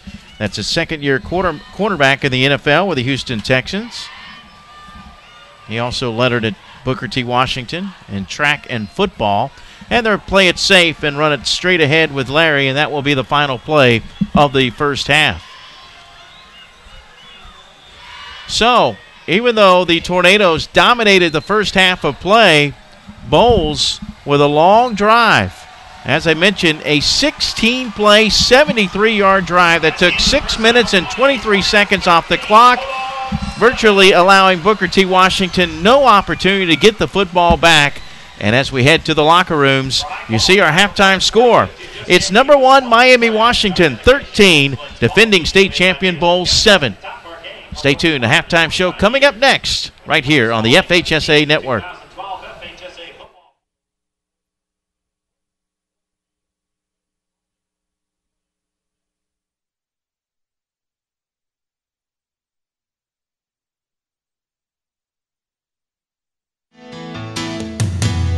Out here, away from it all, a guy can get to thinking, what makes peanuts America's most popular nut? Well, for one thing, they've got more antioxidants than broccoli, carrots, or even green tea. Why, they're a bona fide superfood with more than 30 vitamins and nutrients. And the taste, well, that's pretty hard to beat. Guess when you really think about it, good things happen for a reason. I'm Nick Marshall, and I'm a Florida peanut farmer. I dig peanuts, so you can dig them too. We can get a player up here. Oh, that's good stuff. All right, perfect. Prepare a Wiley Ballard graphic. Do you want me to start the stream? Start the stream. Camera 3. Beautiful. We're coming in on 1. For more information on how your school can join the Play on School broadcast program, go to playonsports.com/SBP. One match away from immortality. This is a total team effort. We're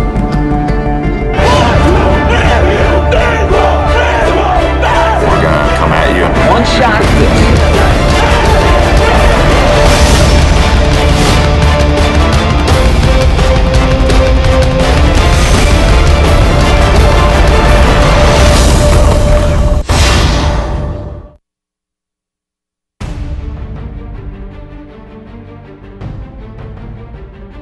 Now running for Parkview, number 21, Matt Olson.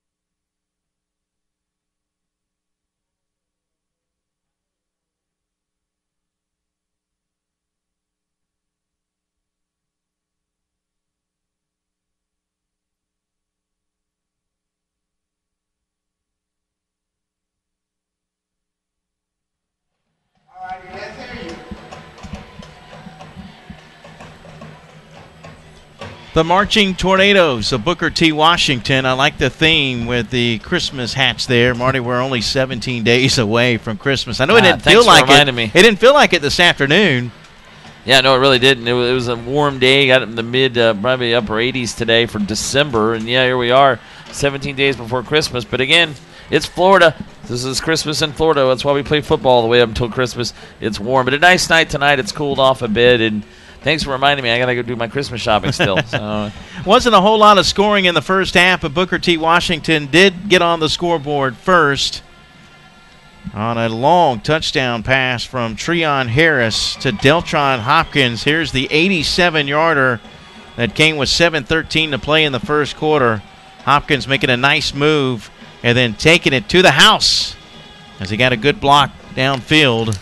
Yeah, the big play capability of Booker T. Washington, and it comes there on the first play of that drive after a Bolles punt. Harris to Hopkins, 87 yards, made it 7-0 Booker T. Washington, 7:13 to go in the first quarter. Then we settled in for a while.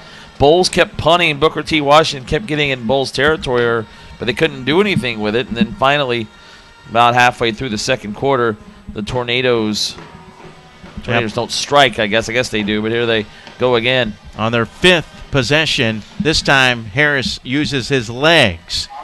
And Treon Harris with a 12-yard touchdown run. The extra point was no good, however, and Washington had a 13-0 lead, and that's when Bolles went on their long scoring drive, a 16-play drive, consumed 73 yards, took 6 minutes and 23 seconds off the clock, and it's capped right here on a 4-yard touchdown pass from Colby Peters to Mitchell. And, boy, the ball came out, but it was ruled a touchdown as he crossed the plane. And the extra point was good, and that's where we are here at the half. 13-7, Booker T. Washington leading the Bolles School of Jacksonville.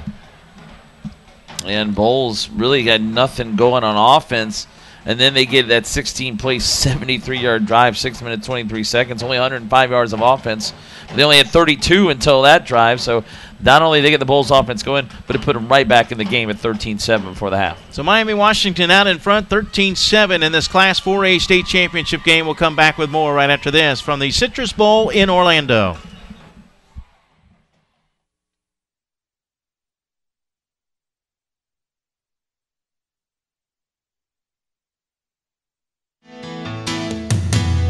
Out here away from it all, a guy can get to thinking, what makes peanuts America's most popular nut? Well, for one thing, they've got more antioxidants than broccoli, carrots, or even green tea. Why, they're a bona fide superfood with more than 30 vitamins and nutrients. And the taste, well, that's pretty hard to beat. Yes, when you really think about it, good things happen for a reason. I'm Nick Marshall, and I'm a Florida peanut farmer. I dig peanuts, so you can dig them too. We can get a player up here. Oh, that's good stuff. All right, perfect. Prepare a Wiley Ballard graphic. Do you want me to start the stream? Start the stream. Camera 3. Beautiful. We're coming in on 1. For more information on how your school can join the Play On School broadcast program, go to playonsports.com/SBP. One match away from immortality. This is a total team effort.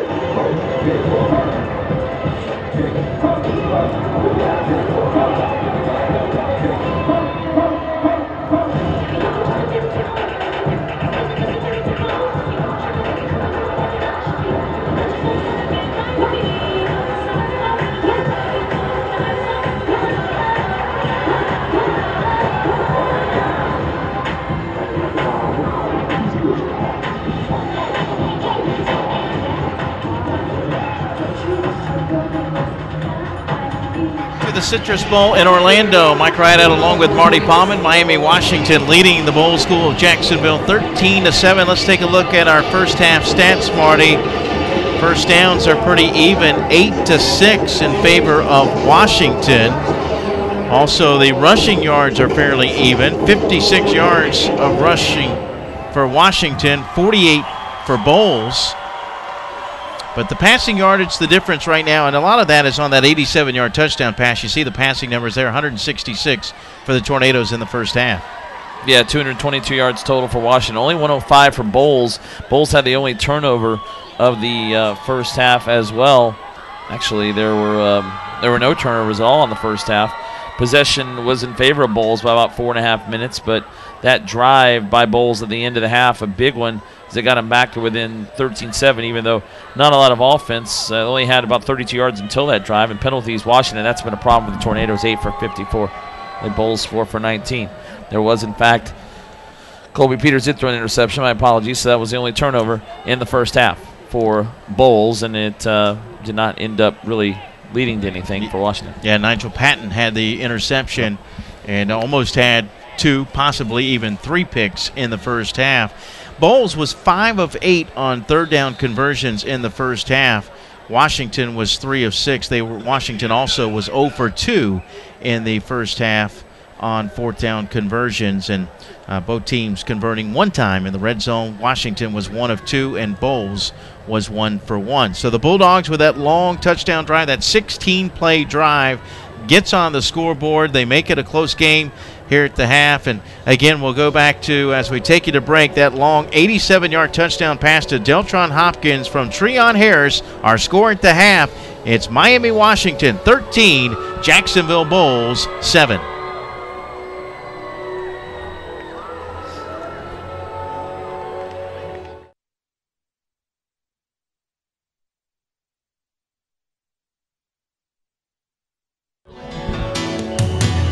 Out here, away from it all, a guy can get to thinking, what makes peanuts America's most popular nut? Well, for one thing, they've got more antioxidants than broccoli, carrots, or even green tea. Why, they're a bona fide superfood with more than 30 vitamins and nutrients. And the taste, well, that's pretty hard to beat. Yes, when you really think about it, good things happen for a reason. I'm Nick Marshall, and I'm a Florida peanut farmer. I dig peanuts, so you can dig them too. We can get a player up here. Oh, that's good stuff. All right, perfect. Prepare a Wiley Ballard graphic. Do you want me to start the stream? Start the stream. Camera 3. Beautiful. We're coming in on 1.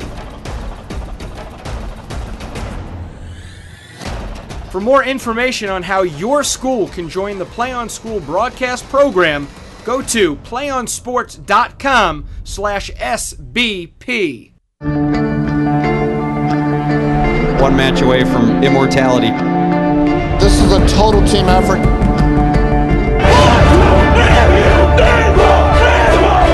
We're gonna come at you. One shot at this.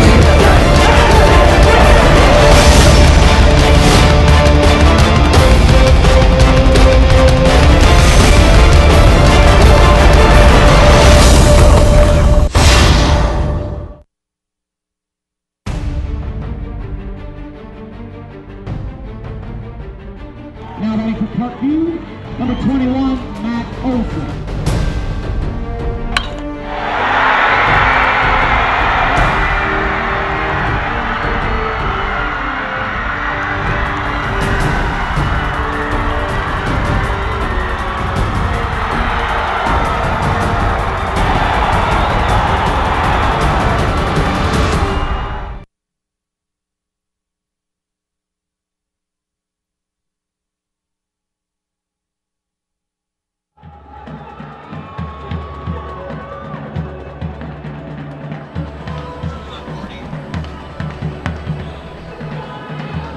What are the bowl games? Welcome back to the Citrus Bowl in Orlando. Mike Rideout, Marty Paulman will join me momentarily. 13-7, Booker T. Washington. The Tornado fans on their feet, and it was half really dominated by Booker T. Washington until that final drive by Bolles. We wrap up the state championships in the smaller classifications this weekend. Congratulations to Northview, which won the 1A title, their first in school history, as they defeated number 1 Trenton yesterday. It was number 1 Dade Christian falling to University Christian in 2A. The Fighting Christians' first state championship since 1994. Earlier today, University School of Fort Lauderdale, nationally ranked, defeated Madison County to win the 3A title.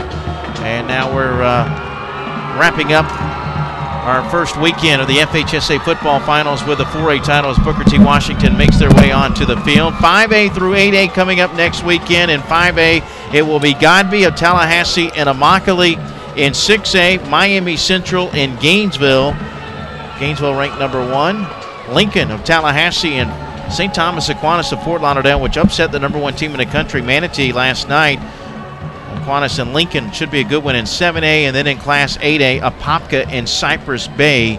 In Class 8A, as Apopka knocked off number 1 Dr. Phillips last night to advance against Cypress Bay. Only one team has a chance to repeat from last year, and well, that's a team that is yet to make their way onto the field for the start of the second half, the Bolles Bulldogs. And here they come. Here come the coaches.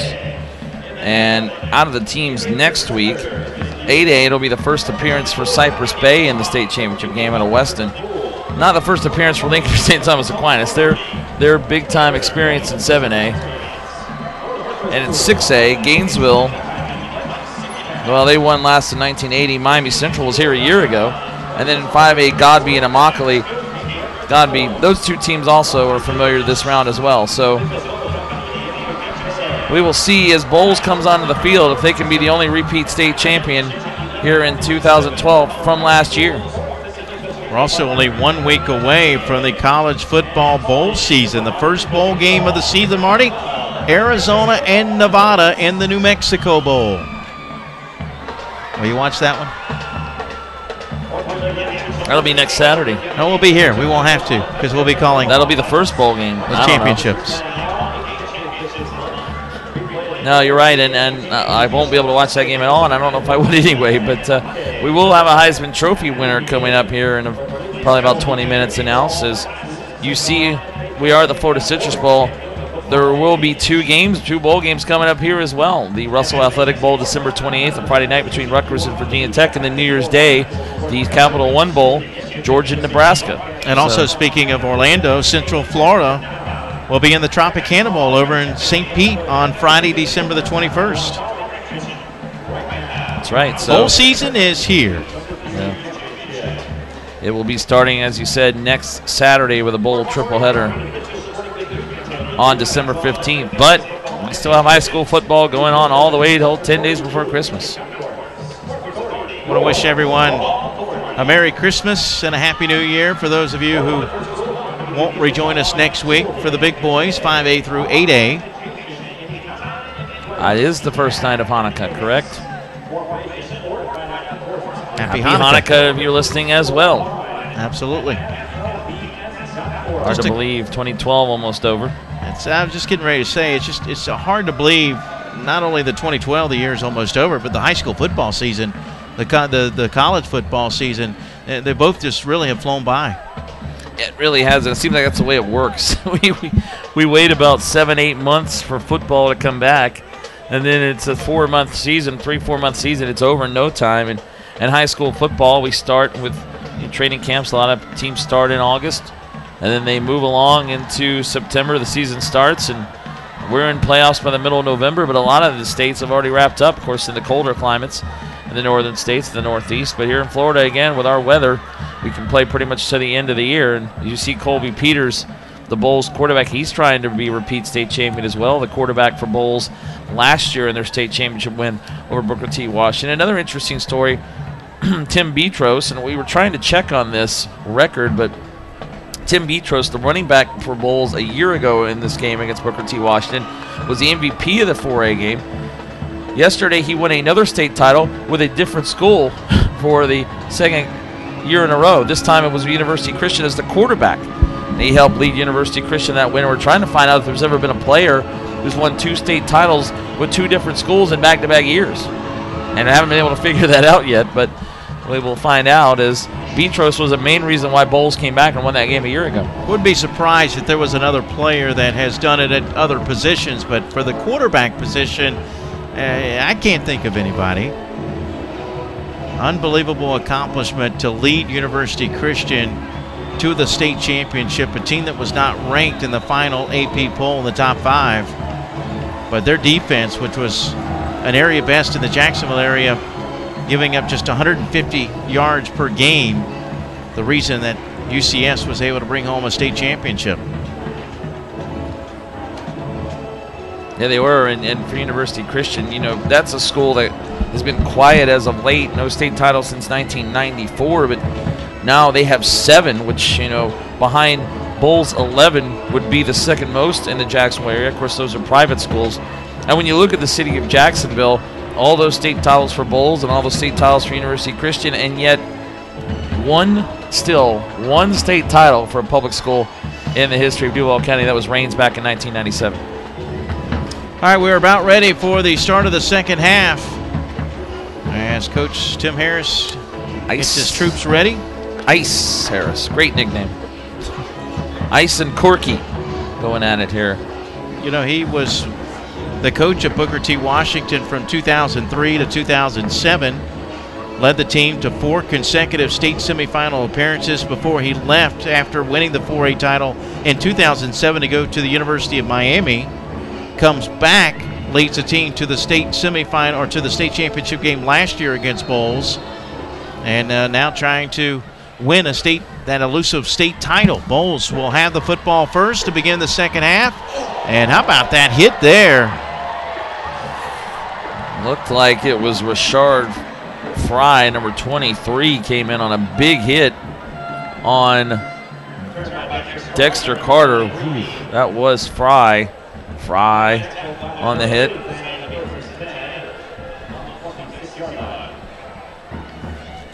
Bulldogs down by 6. Colby Peters in the first half. 6 of 12, 57 yards, 1 interception, but also the 1 touchdown pass. And on first down, he fakes the handoff to the first back through and hands it off to Dexter Carter, who takes it across the 25 up to the 27. A gain of just 1, second down and 9. Mitchell was the leading ball carrier in the first half for the Bulldogs with 26 yards. Carter now with only 7 yards on 5 carries. They have just not been able to find any space for Dexter Carter, the son of Dexter Carter Sr., who played for Florida State and the San Francisco 49ers. And here's a hit behind the line of scrimmage. Mitchell goes down. Grabbed up around the head. He wanted a face mask call. And it's a loss of a couple. It's going to bring up 3rd down and 11. You see. That's a horse collar. Yeah, that's got to be a horse collar. All day long. That was missed right there on Tyrone Robinson. But no call, so 3rd down and long for Bolles. So already a 3rd and long facing Bolles as they get the ball to start the second half. Only down 6 points. Bolles 5 of 8 on 3rd down conversions in the first half. Peters to throw.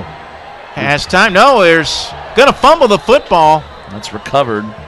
He was blindsided that time by Laquan Scott. Yeah, that was Ackerman. Kevin Ackerman fell on the fumble, number 81. Peters back to throw, and in comes the safety again. Actually, the nickelback Laquan Scott on the blitz, and Ackerman luckily there to fall on it. Otherwise, big Bolles turnover inside their own 25-yard line. And you got by the block of Kevin Ackerman to hit Peters. Kick is away. And this will take a Bolles bounce inside the 35, and we'll be down at the 34-yard line. And one of the better punts of the night by Gianluca Heatherly. Actually ends up being about a 43-yard punt. Yeah, much better because he only averaged 21 yards per punt in the first half. He had 3 punts for 64 yards. So Bolles goes 3 and out. Washington with the ball back and a chance to extend that 13-7 lead.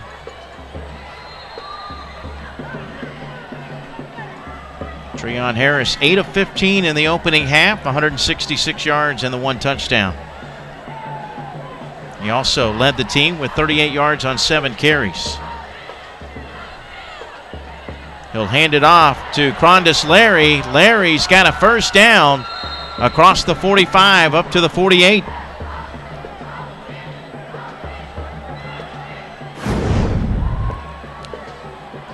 There you go, inside handoff out of the shotgun to Larry. Nice hole. Good blocking by the Washington line and 14-yard pickup for Crondis Larry on the opening play of the drive. Another run play with Larry. All right, down the getting outside. Here's where Washington can get Bolles, the speed of Larry. Line around right side, that time towards the sideline. So again, Crondis Larry with another first down run. Nice blocking again by the Tornadoes. Larry goes out of bounds right around the 31, so it's another pickup on that play of about 17 yards. On first down and 10 at the Bolles 31-yard line. Once again, it's Larry down to the 25. So Booker T. Washington moving the football, beginning this drive at their own 34-yard line. Approaching the red zone with under 9 minutes to play in the third quarter.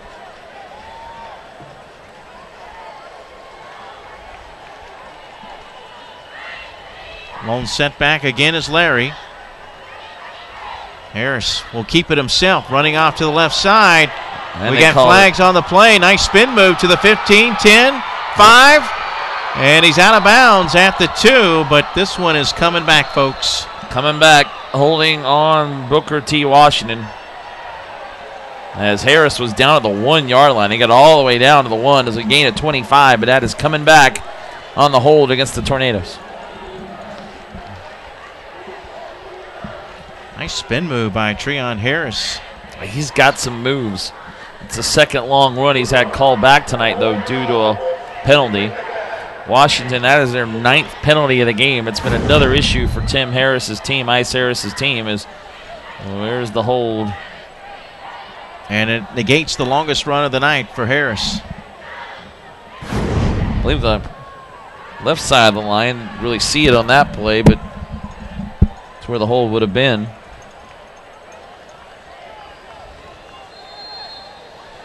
Well, now you go to a 2nd and 15. The ball goes back to the 35. Tornadoes showing pass with 4 receivers, 3 to the left of Harris. Bolles throwing some pressure on the end as if they're going to blitz. Harris's pass is caught as the catch was made by Kareem Bryant, and wrapping him up was Matt Scow. Scow was able to hang on. He didn't let go, did he? No, he didn't. Going to get 5 yards. And now 3rd and 10 as, again, the penalty has set back Booker T. Washington. What was a nice drive so far.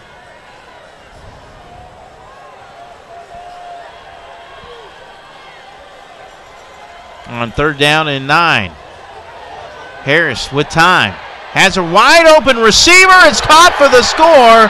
Touchdown, Booker T. Washington. Kareem Bryant on the touchdown reception. He was open for about 5 seconds before Harris found him right there in that left corner of the end zone by the pylon. But again, a nice throw by Harris on 3rd down and 9. And Washington strikes again on a long pass. Harris's 2nd touchdown pass of the game. Plenty of time.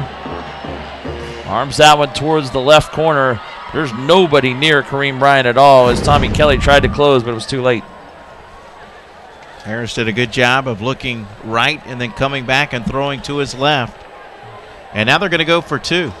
And with a 12-point lead, 19-7. Lob pass left side and tipped away. Good defense by Bolles' Robert Burke. 5'11" senior deflected it away. We're talking about one-on-one coverage. They were trying to get it over there to Devon Ballard. And it was tipped away right by Burke on a one-on-one coverage. So nice play by Bolles, and it'll stay a 19-7 lead.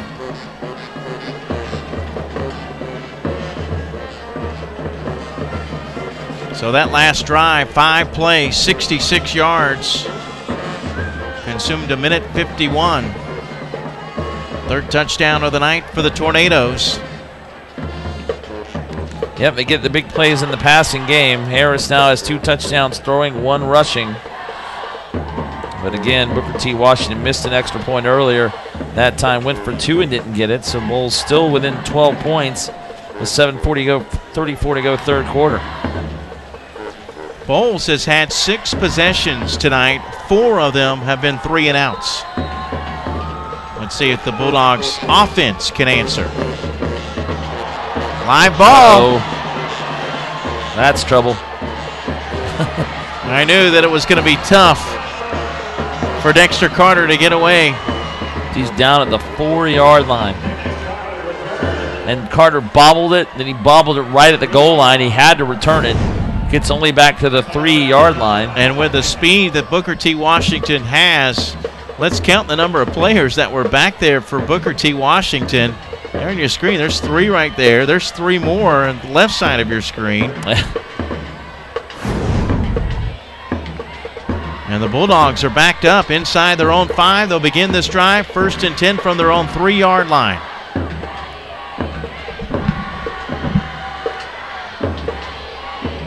The lone setback is Heatherly.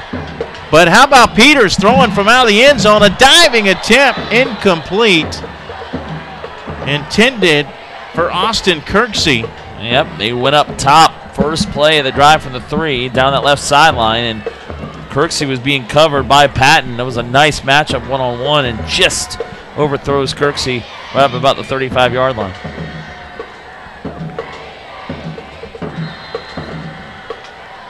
Second down and 10. Washington has put points up on the board in each quarter. 7 in the first, 6 in the second, 6 here in the third. Leading 19-7. And a fumble. This is going to be a safety. Yes, it is. Peters on by Peters. Fell on it in the end zone for the safety. Well, there's their 2-point conversion. And there's something we don't see a lot. There's a mistake by Bolles, and not a turnover. They did have one in the first half. But again, Carter could not get the handoff. He ran into Peters. Peters has had to fall on it. Otherwise, Washington gets a touchdown out of it, so it could have been worse. But the quarterback falls on it. It's a safety, and now it's 21-7. So Washington gets those 2 points anyway and a 14-point lead, and now they're going to get the ball back. That whole possession was a disaster for the Bolles Bulldogs. It really was. They fumbled by Carter coming out of the end zone on the kickoff or around the end zone, and just a bad exchange. But fortunately, the senior quarterback fell on it to prevent Booker T. Washington from scoring a touchdown, at least keeping it manageable right now, a 2-score game. And now the defense for Bolles will have to step up, because you can just look at the Booker T. Washington players. You see a player there. They've got a bounce in their step. Well, you're right. This is going to be a key right here. If Booker T. Washington can run some clock and go up 3 touchdowns, 28-7, 27-7. Now Bolles is in trouble. Don't know if they're going to have the ability to score that many points here in the second half. Rondis Larry on the return. Across the 45, tight roping that sideline. He's into Bolles territory. Booker T. Washington with a chance to possibly put this game out of reach early here in this third quarter. There's Rondis Larry again. The speed there of this junior running back. Cuts to his right. Good blocking again up in front of him, and then gets around the corner, gets around the edge, tight ropes the sideline all the way down, and cuts back inside the Bolles 40-yard line. At the 38. And we have a timeout. We have 7:02 to go, third quarter. And again, we'll see if this Bolles offense can put together a drive. Their first possession of the game, they went 5 plays, 34 yards, but then Peters threw the interception. And by the way, the finals presented by Florida Peanut Growers. Peanuts, energy for the good life. And the website there, nationalpeanutboard.org. But there, as I mentioned earlier, 4 other possessions have been 3 and outs. The last possession was only a 2-play drive in which they fumbled in the end zone. Their only impressive drive led to a touchdown, 16-play, 73-yard drive at the end of the first half.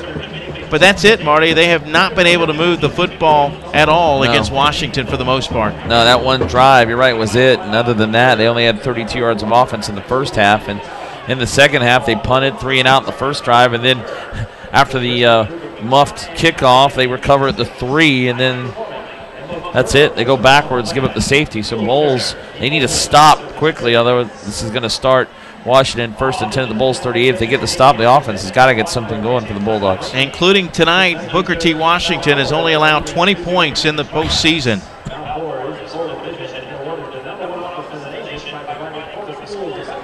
And against Bolles tonight, they've only allowed 98 yards of total offense. Pretty impressive. And we knew Washington coming in has the talent in the defense. Most points they allowed this season was 37 in that loss to Miami Central. Otherwise, 21. Next number of points allowed against Cedar Hill, Texas in a win.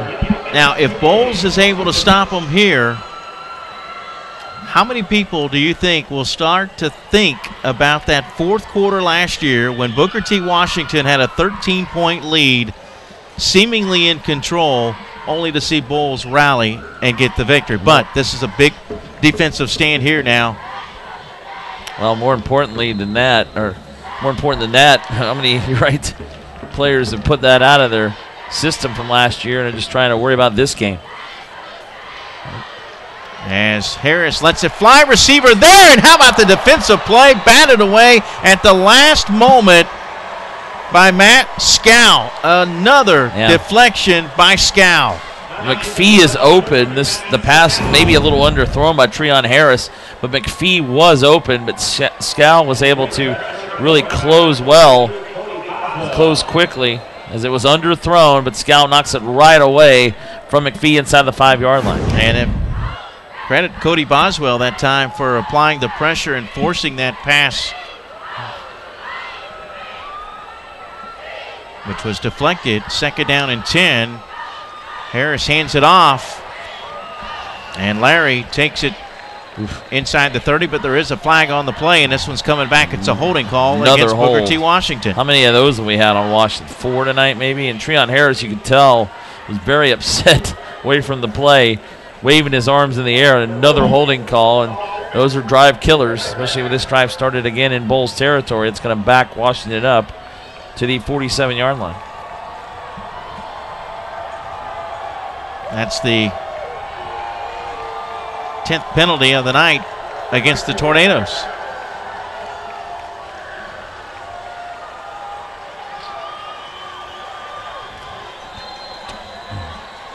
Wow. No, 10. Oh, 10, I'm sorry. Yeah, and that has been the issue. They're still winning the game by 2 touchdowns, though. 10 for 74 yards. Harris going to keep as he rolls to his right. No, he's going to throw downfield. Receiver there. And this one is caught. They don't get the deflection. The pass was caught by Lamar Parker. They said he's out of bounds. It's not a touchdown, but it's going to be 1st down and goal for the Tornadoes. Inside the 3. It looked like Harris was going to run. He couldn't make up his mind. He almost went past the line of scrimmage, but he rolls. Actually, he's still, right at midfield, still 3 yards behind it. Finally decides to throw that ball. And there is your receiver, Parker. Wow. Boy, nice close again by Burke. He couldn't quite knock it away, but out of bounds goes Parker for a 1st and goal at the 3. They say it's a game of inches. Burke was probably an inch away from deflecting that pass. Would have been similar to the play we saw earlier when Scow was able to knock that pass away. And here's Harris, untouched for the score. Touchdown, Booker T. Washington. And the big play again leads to another short touchdown. Harris, his second touchdown rushing. He's got 2 touchdowns through the air. And now it's 27-7 all of a sudden, and Bolles in trouble. 6:30 to go, third quarter. And he breaks 1 tackle. Should have been stopped behind the line of scrimmage. Virtually untouched. He gets into the end zone right side for the score. Zachary Mofford, number 58, tried to come up and make a play, and Harris instead broke the tackle and into the end zone for the touchdown. Mark Walton in for the extra point. Kareem Bryant to hold. As the kick is on the way, and the kick is good. 28-7. Tornadoes lead the Bulldogs in the 4A state championship game. And they had a chance to win it last year. Not sure how many of those fans that are here tonight were here last year, but they got to be feeling pretty good now with a 3-score lead. Well, write that down, by the way, and keep that in the memory bank of this game ends for Booker T. Washington, which are up 21. They just scored 15 points in 1:04 seconds. 7:34 to go in the third. They scored the touchdown, missed the 2-point pass, the safety, and then they get the ball in the safety. And only 46 seconds later, after the safety and the free kick, Booker T. Washington is back in the end zone for another touchdown. And it was the fumble that opened up the door, too. 13-7 game before that. But you're right, the fumble opened the door. Bolles' second turnover of the game. And on the other side, Washington hasn't made a turnover. That's also a role reversal from last year's game. Treon Harris has thrown for 245. He's rushed for 41 tonight. You mentioned the touchdowns. And a good tackle made by Rashard Fry.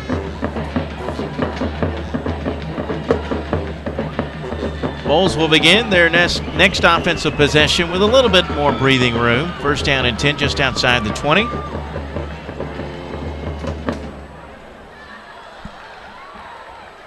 But the offense for Bolles has got to put something up on the scoreboard.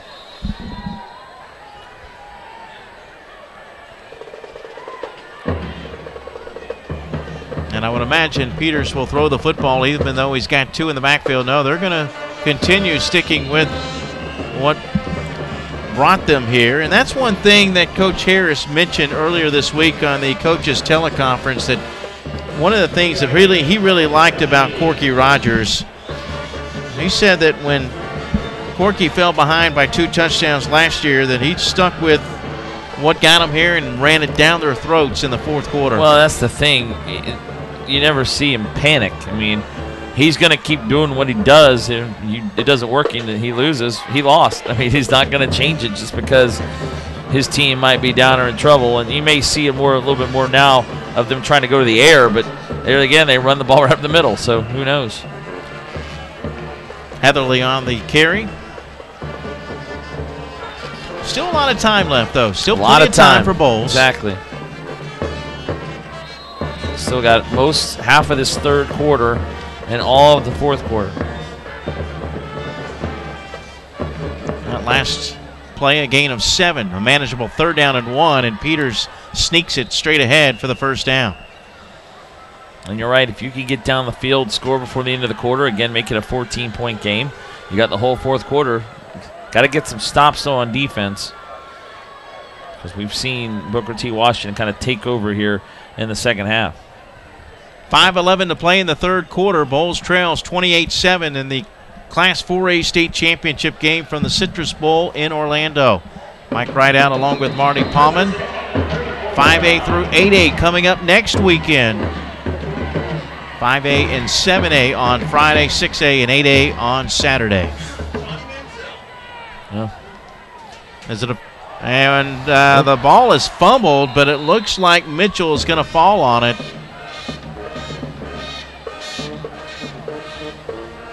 We had a new quarterback on that last play. It was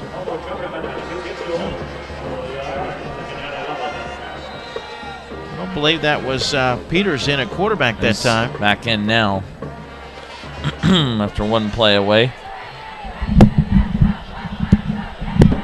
I think that was Tyrell Moore, who's actually listed as a wide receiver who took the snap. A pass just off the fingertips of the intended receiver, Austin Kirksey. Well, is it official? Do we have a Johnny winner? Football, is we got that a official? Winner. Johnny Manziel has won the Heisman Trophy. Here's another look at that last pass. Peters left it a little bit too high. Hey, had Kirksey there. He was covered just a little too high. And Bolles facing a 3rd down and 11.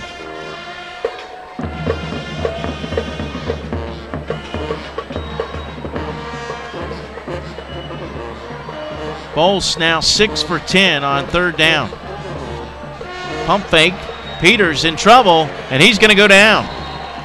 Nobody open. He pump faked, and he ran into Matthew Thomas, number 6, and Tevin Evans, number 12.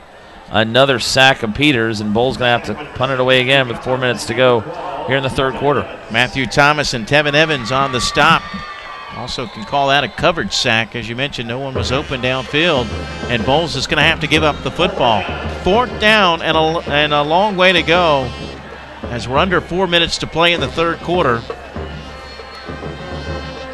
Kick is away.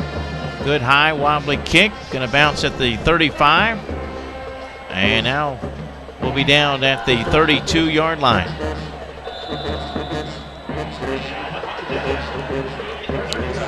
Well, a pretty good punt there, but now if you're the Washington Tornadoes, touchdown here and you're almost there to a state title. And just, again, Bolles' offense can't get anything going here, especially in the second half. And really, again, except for the one drive at the end of the 2nd quarter, haven't been able to do much the entire game.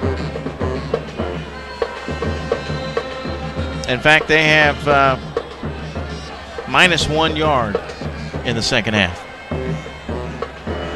Yeah, the Tornadoes have come out tonight trying to pound Bolles, and they've done it so far. That's a horse collar there. Penalty on Justin Ackerman, who slung the ball carrier down to the ground. Looks like they're going to get a horse collar. Justin Ackerman. Yep, there it is right there. Holding right onto the back of his jersey, so pretty obvious call.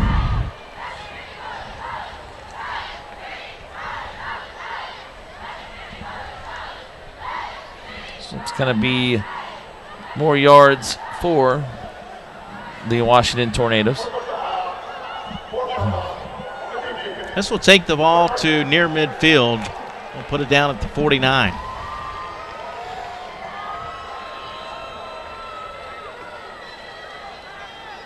(28-7), Washington leading Bolles at a rematch of last year's state championship game won by Bolles.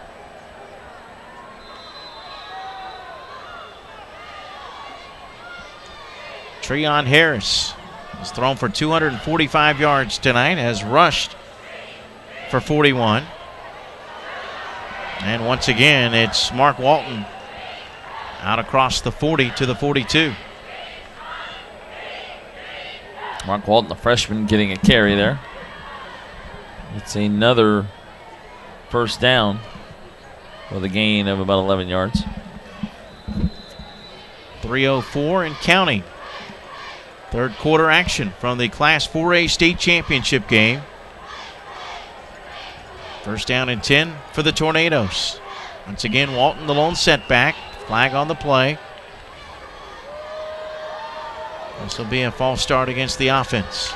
Only 3 finalists in the Heisman Trophy race. Johnny Manziel is the first freshman to win the award, and Monte Teo finished 2nd for Notre Dame. And Colin Klein of Kansas State coming in 3rd, the quarterback so there from the do we have left? Just the defensive player to win a Heisman, right? You've got the freshman that's won a Heisman. Has now won it. A sophomore has won it. Sophomore has won it. Charles Woodson is not considered a pure defensive player, but a good more. He won it more as a returner, but officially a defensive player apparently has never won the Heisman. I know it's a little sketchy gray. there. It's a you gray could area. Consider Charles Woodson a defensive player. I agree.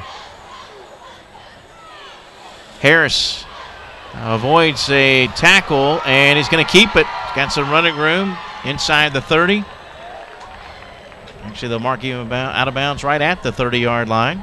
Stops the clock with 2:22 to play in the third quarter. And apparently this was not even close tonight. 474 first-place votes for Manziel. Wow. Out of Texas A&M. There was the thought that Teo might make it close out of Notre Dame.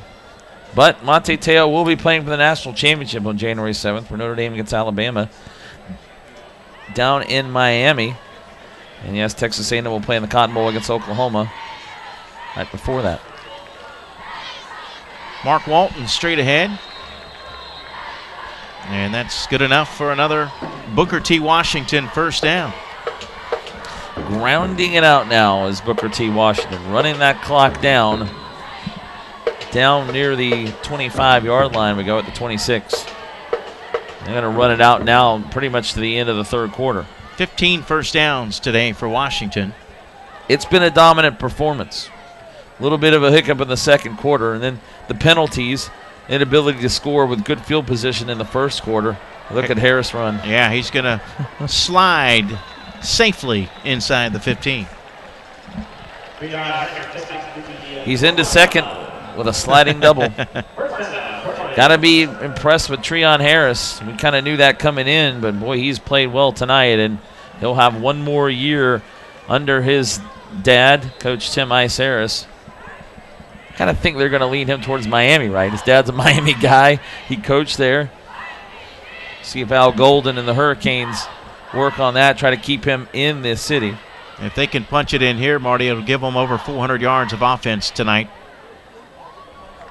Not much there for Mark Walton, but right now, running that clock will be important for Booker T. Washington.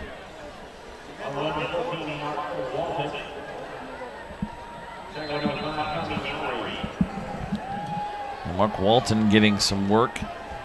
As Cronus Larry has had most of the carries in the game, not in the game right now.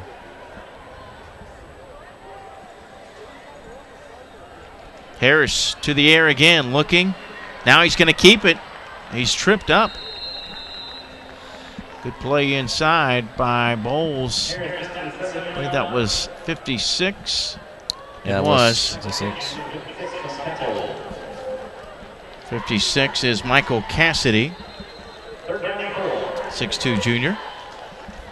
As Corky Rogers looks on, you can see that Bolles sideline, just not much to cheer about right now. It's been all Booker T. Washington really for most of this game. They have dominated the game. Timeout on the field with 30 seconds to play in the third quarter. Yeah, Booker T. Washington takes a timeout. They'll face a 3rd down and 5 coming up to the 7-yard line. 30 seconds to go in the third quarter, leading it 28-7. And again, you mentioned a lot of respect that Ice Harris has for Corky Rogers. He likes the way the Bolles teams play. They play football. They keep playing their game. They don't make mistakes. Well, tonight they've made some mistakes, and Booker T. Washington, except for the penalties, hasn't made the turnovers. And Bolles' offense has not been able to get the plays they need to win this game. And I'm sure that they will talk about redemption a little bit after the loss last year to Bolles here in the 4A state championship game. And that has been the focus since the past year. And here the Tornadoes are 30 seconds in the fourth quarter away from winning the 4A state title, which will be their first state championship since 2007. They had 15 of 22 starters back at the beginning of the season. They got most of those starters back near the end of the season, in fact, last week. And this is a team that's capable of making another run next year. Offsides called against Bolles. So now you're going to have almost a first down.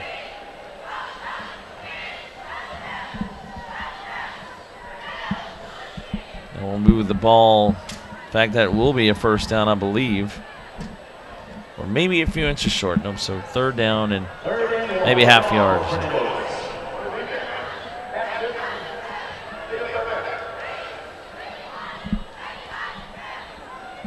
Walton, the lone setback.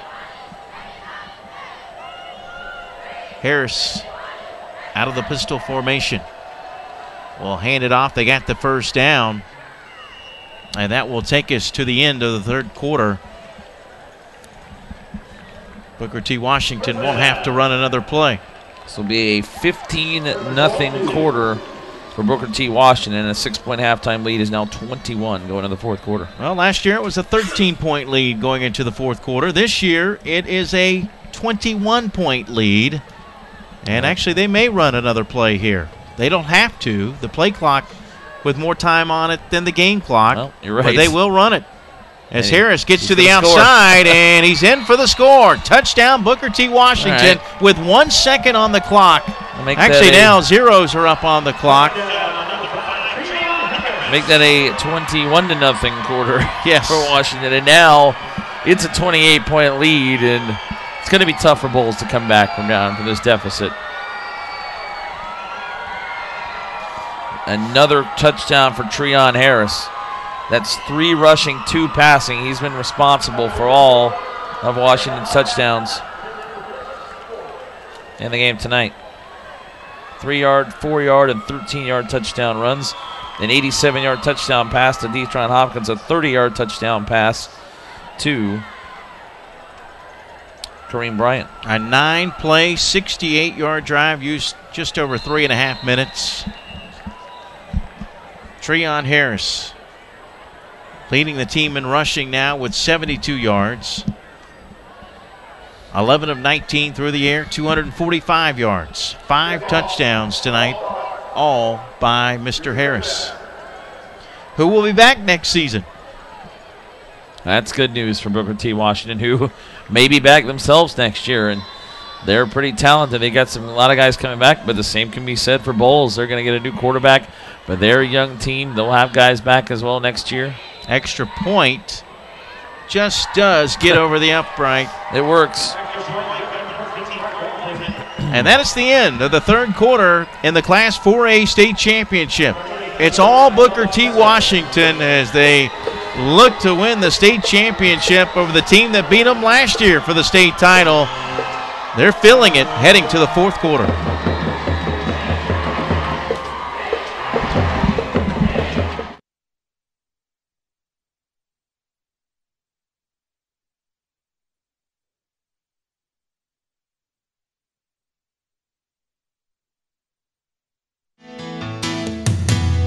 Out here, away from it all, a guy can get to thinking, what makes peanuts America's most popular nut?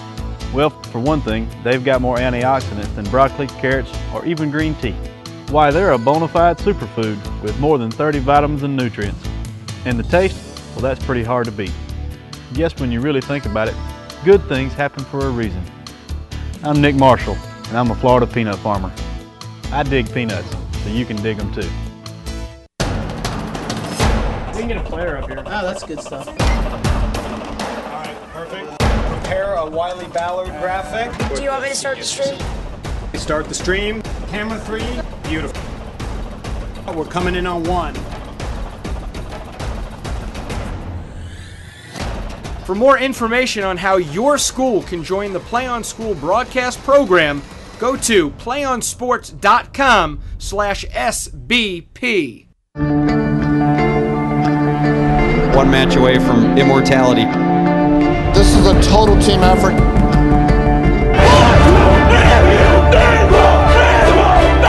gonna come at you. One shot at this.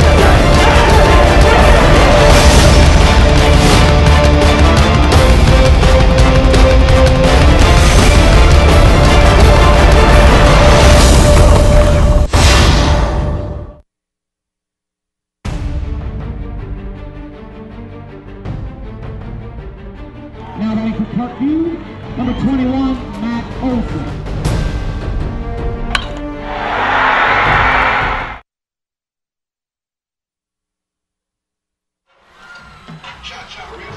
Well, the Tornado drives have covered 87, 63, 66, 38, and 68 yards, 35-7 as we begin the fourth quarter here in Orlando. On the return for Bolles, Arterius Mitchell.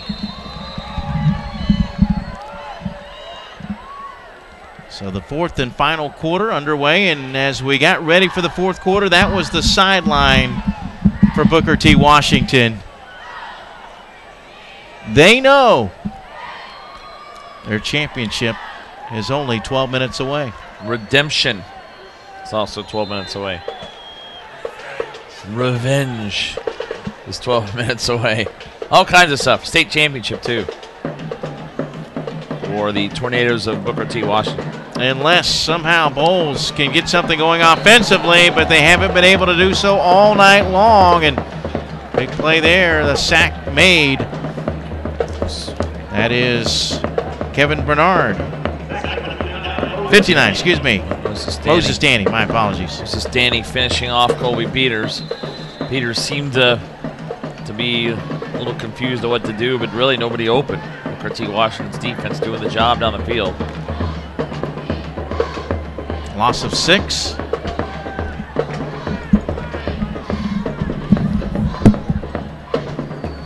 Peters will hand it off, and some running room as Heatherly takes it up near the first down marker, just a couple yards shy. It'll bring up 3rd down and short. 3rd down and 2 needed. Heatherly getting some good blocking there in the middle. 3rd down and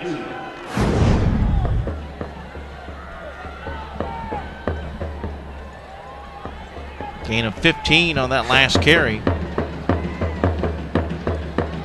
And Heatherly fighting for that first down. I don't know. It's going to be close.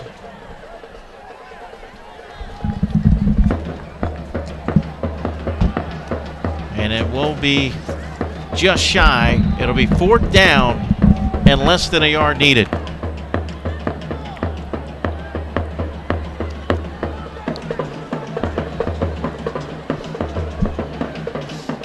And they've got the first down. Yeah, Peters that time had a lot of space up the middle and just kind of ran through. Got the first down up to the 44. Keep the drive going. Colby Peters, a senior quarterback.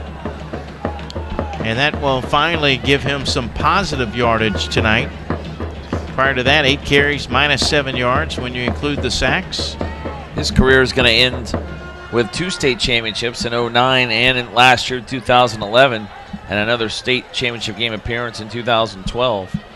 Rough night tonight so far, and was an overthrow. Intended for Austin Kirksey. Yeah, through 3 quarters, 401 total yards of offense for Washington, 104 for Bolles, 245 passing, 156 rushing. Nice balance for the Tornadoes. Bolles 57 passing and 47 rushing. Penalties 12 for 84 for Washington, but Bolles has committed two turnovers, none for the Tornadoes. Time of possession 20 minutes 8 seconds for Bolles, 15:52. Where Washington has only run 6 more plays than Bolles, but has almost 300 more yards. Treon Harris 11 for 19, 245 yards, 2 TDs. He's rushed for 72 and 3 touchdowns. Pass almost deflected, but instead caught by Mitchell. That's a first down grab. It's a pretty good fantasy day for Treon Harris. 245, 2 touchdowns passing, 72 rushing, 3 touchdowns. As you see, Peters again, good pocket for Colby Peters. And a nice strike, just got it by Nigel Patton into the hands of Arterius Mitchell for the first down. You know, Patton, who's had an interception tonight and nearly had 1 or 2 more, had an interception against Cocoa. And actually had a pick 6 that was called back because of penalty. As I mentioned earlier, just a junior, but Florida State showing interest, and they've already offered him. Yeah, Patton's had a good game tonight. We mentioned the interception early. He's been close to having about 2 others at least. And that time's a little late trying to get over on the pass. Last play, gain of 4. 2nd down and 6 for the Bulldogs of Bolles, which scored a touchdown at the end of the first half. It was 13-7 at the break, 23 unanswered points. Similar to our game that we had earlier today, as the pass deep is way out of bounds, intended for Mitchell. But in that game earlier today, Madison County had a 17-0 lead, and University School finishes the game with 24 unanswered points to win the 3A title. In this game, Washington was up 13-0. Bolles cut it to 13-7 before the half, but that has not happened. The second half comeback has not materialized for Bolles. Washington came out and really started taking it to the Bulldogs there in the third quarter, and included again that span of that run of about 15 points in a span of about a minute 30, and then a 22-point third quarter for the Tornadoes. Heatherly, the lone setback. Peters passes out in the flat left side, turning it upfield. Kirksey fighting for additional yardage. And on the third down and 6 play, they won't get to the first down. And let's see what the Bulldogs decide to do. I would imagine they'll go for it here. They kind of have to, down by 4 scores. I'll tell you, 4A, this is a talented class. Think of the Final Four they had in 4A. Booker T. Washington, Bolles, 11-time state champion.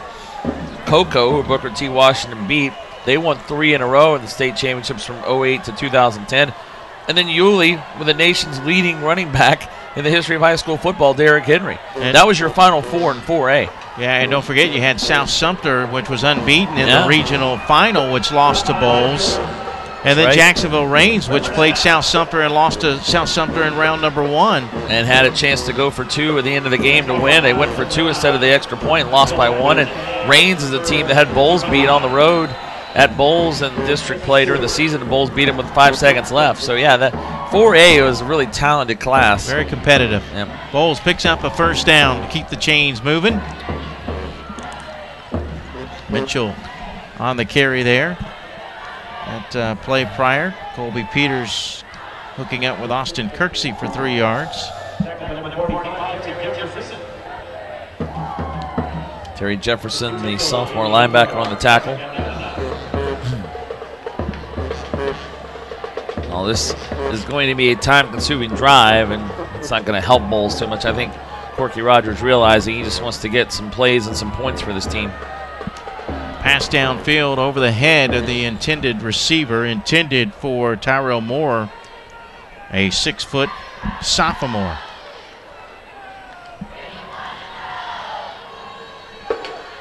Seven minutes, 20 seconds remaining in this 4A title game. Bolles trails 35-7.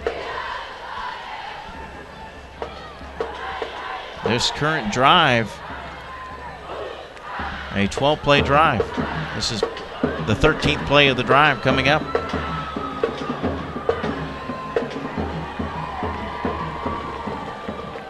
Trying to set up the screen, but nobody is there, and it's almost intercepted.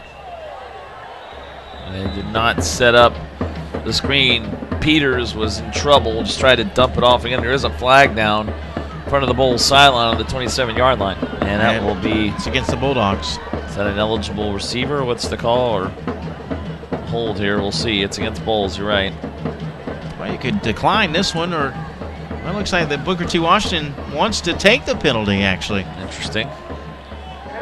And it is an eligible downfield. That's what you have to worry about with that play. You don't set up the screen correctly. You get alignment down there where you shouldn't be, and that's what happened that time. So the penalty is taken back to the 37-yard line, and it'll be third down and almost 14 yards now for Bolles. Peters tonight, 9 of 20, 76 yards. Steps up in the pocket, delivers downfield, incomplete, flags on the play. I think we have a hold on Bolles. We had another lick put on Colby Peters, who's taking a beating right now by this Washington defense. They smell blood in the water. They can feel it, and they are coming right at Peters, and that flag, I believe, also will go against the Bolles Bulldogs. And I think they're going to take that one, too.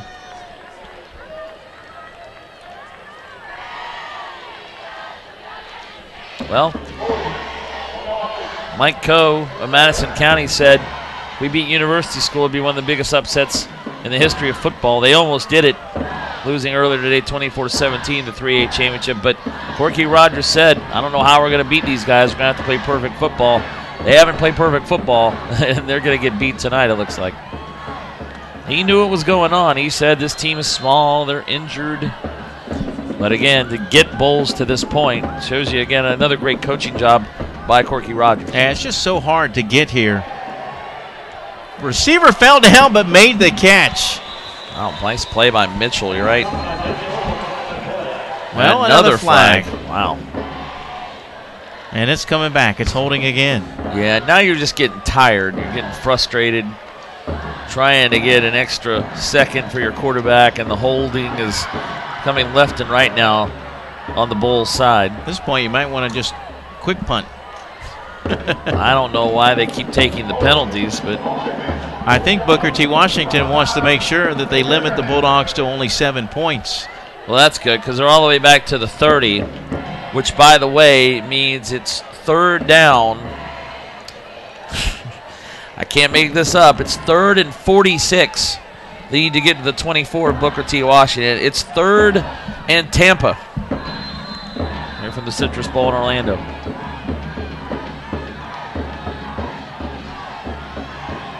And they try to set up the screen, but not going to get 46. Mitchell not able to make the catch. So now it's 4th down.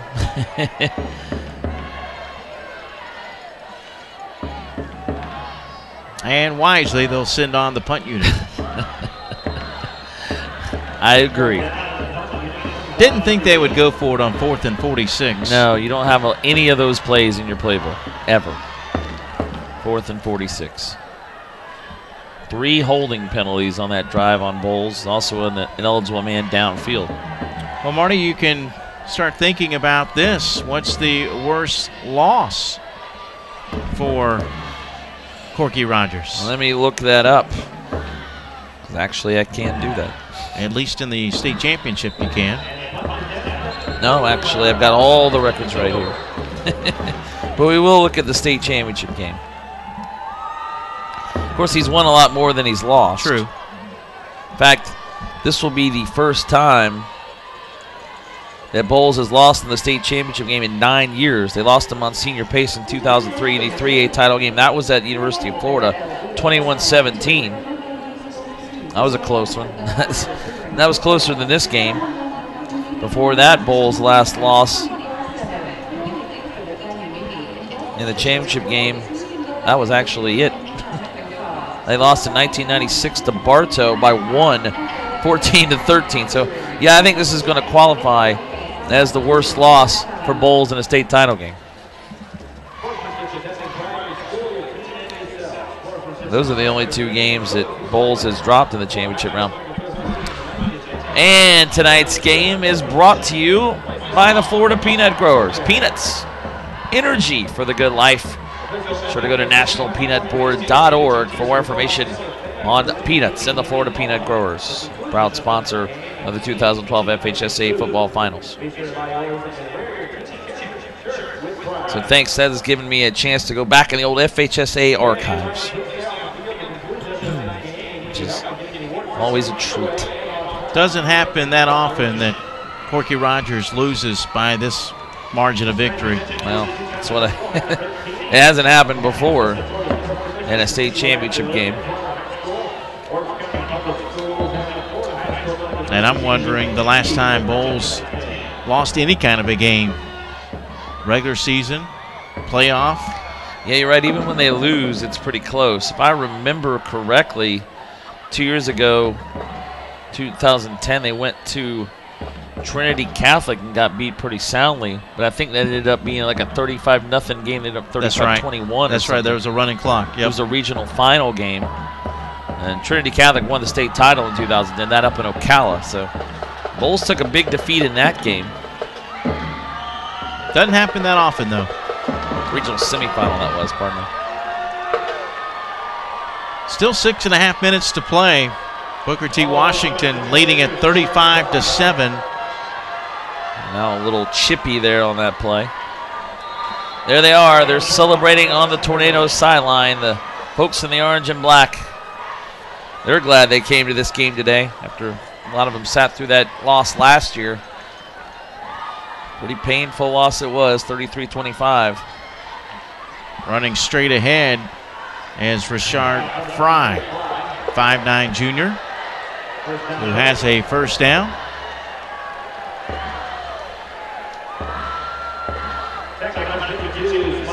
So they'll stop the clock momentarily while they move the chains.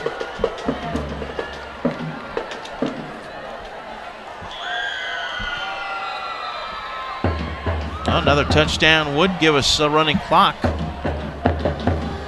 We will, there's a false start right side of the Washington line. We'll do this all over again next week starting Friday afternoon. 5A and 7A coming up on Friday. Godby and Immokalee in 5A, and Tallahassee Lincoln and St. Thomas Aquinas of Fort Lauderdale in 7A.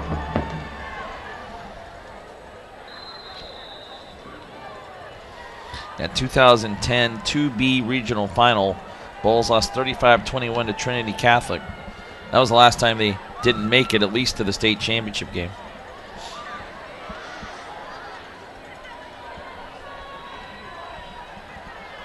And Booker T. Washington will keep it on the ground, trying to run the clock.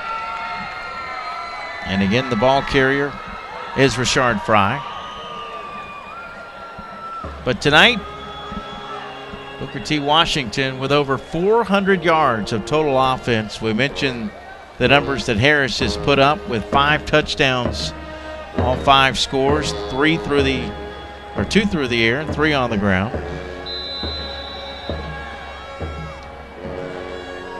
2005 regional final lost to South Sumter 38-35. 2007 regional final lost to South Sumter 19-10. They have not had a lot of luck in Bushnell, but they won there this year in that regional final game 31-24. And that was a shootout. Yeah, 31-24, and Bolles won that game in a shootout.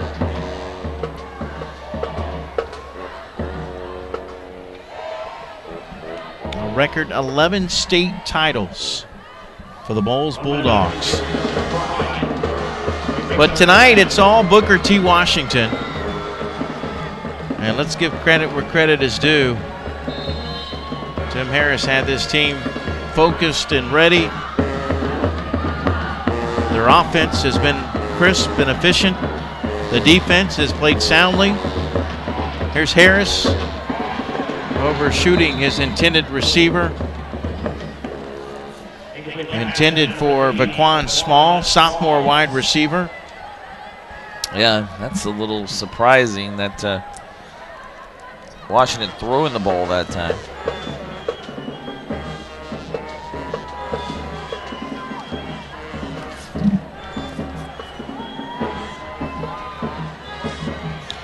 As you start looking at some of these players that are going to come back next year, of course, the quarterback, Treon Harris, also Crondis Larry, both of whom led Booker T. Washington in rushing tonight. They're both juniors. Well, it would be 4th down, but Bolles called for a personal foul. That'll be the first down for Booker T. Washington. Yeah, they will lose. Not a lot. They will lose Nicholas Norris, the receiver. They'll lose Terrence Wells McWhorter and Tyrell Everett. But they do get Lamar Parker back, and he has led the team in receiving tonight. Lamar Parker, Crondis Larry, Teron McPhee, Treon Harris. We talked about the quarterback, Deltron Hopkins, who had a long touchdown tonight. Nigel Patton. Yeah, tell you, Washington, Ice Harris has got this team loaded for another run next year. They lose a couple seniors on the defensive line. But otherwise, look out. And you look at the Bolles side, they'll lose Mitchell, and they'll lose Tommy Kelly and Austin Kirksey. Tommy Lowry, the quarterback, Colby Peters. But Dexter Carter will be back. And that'll do it. In fact, Treon Harris will leave to an ovation and a celebration on the Washington sideline. What a year it was for the son of the head coach, Tim Ice Harris, Treon Harris, who this year had over 46 touchdowns. Actually, he finishes the year with over 50 touchdowns. 5 tonight. Yeah, over 50 touchdowns through the air and on the ground, and over 3,000 yards. Tebow-like year, you might say. As I mentioned in the open, RG3-like. Or RG3, exactly. Or Johnny Manziel, that's who won right, the Heisman tonight, yeah, who beat the records of Tebow and of Cam Newton in the SEC for total yards. Speaking of that, they just announced that here in the Citrus Bowl that Johnny Manziel is the Heisman Trophy winner. They're looking forward to bowl season starting a week from today, December 15th, because there's about 800 bowl games up until the national championship game, January 7th. Interested to see Johnny Mansell and Texas A&M against Oklahoma. Big 12 rematch in the Cotton Bowl. And then Notre Dame, Alabama, that being the national title game down at Sun Life Stadium on January 7th. And there's that Orange Bowl game, FSU Northern Illinois. Jamie Taylor is now in at quarterback, 5'10 sophomore, number 16. And Taylor will hand it off. The Bolles defense helping out with that additional yardage there. There's a helmet. That's never a good sign. That's Rashard Fry getting some work. Now he is very upset as his helmet came off, and now we got some words going on between the two teams. Clock has stopped again. 4:06 to play in the game. Washington comfortably out in front, 35-7 over the defending state champion Bolles Bulldogs. Yeah, it never materialized into a shootout. It's been Washington making the plays offensively and defensively pretty much the entire game, with just the exception of that second quarter drive the Bolles used to score a touchdown. Walton, the ball carrier. He'll be back. He's only a freshman. Yeah, there you go, freshman. And Ice Harris will have a lot of these guys back. Tim Harris Jr. is the assistant head coach and offensive coordinator. Tim Ice Harris Sr., the head coach. And then I mentioned the quarterback is Treon Harris, the son of Ice Harris Sr. Running it straight ahead. And they didn't waste any time. They dunked Ice Harris already. And you know what? His name's Ice. I don't think it's going to bother him very much. They're getting all the coaches on that Washington sideline. He loves it. He acts like he doesn't, but he does. Again, what's Ice going to do to a guy named Ice? It's on the ground. Who cares? He's happy to take that. Any coach would be. And then he tries to move it over to the sideline. Under 3 minutes now to go. Sign says, it looks like the hat says respect. It does. Guess my eyes are deceiving me. Whoop. Bad snap, but alertly. Jamie Taylor will fall on it. You know, Booker T. Washington will have some guys that were on the offensive line, starting on the offensive line, come back. Deontay Lynch, just a sophomore. Ben Tarola as a sophomore. Jordan Ingram is a junior, the right guard.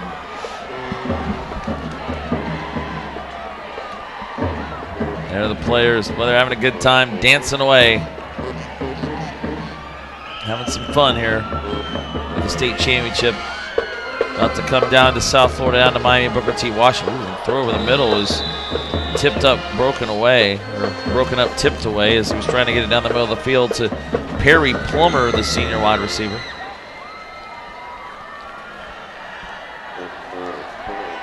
Well, looks like they're going to try and catch up with another coach who ran all the way down to the other end of the football field. Booker T. Washington really enjoying this one. You see there. You can only run, but you cannot hide. That's right. From the Gatorade Ice Bucket. He ran all the way down to the other end of the field. That might have been the offensive coordinator, Tim Harris Jr. I don't know. He's staying away. They're going to dunk every coach, I think, on that sideline.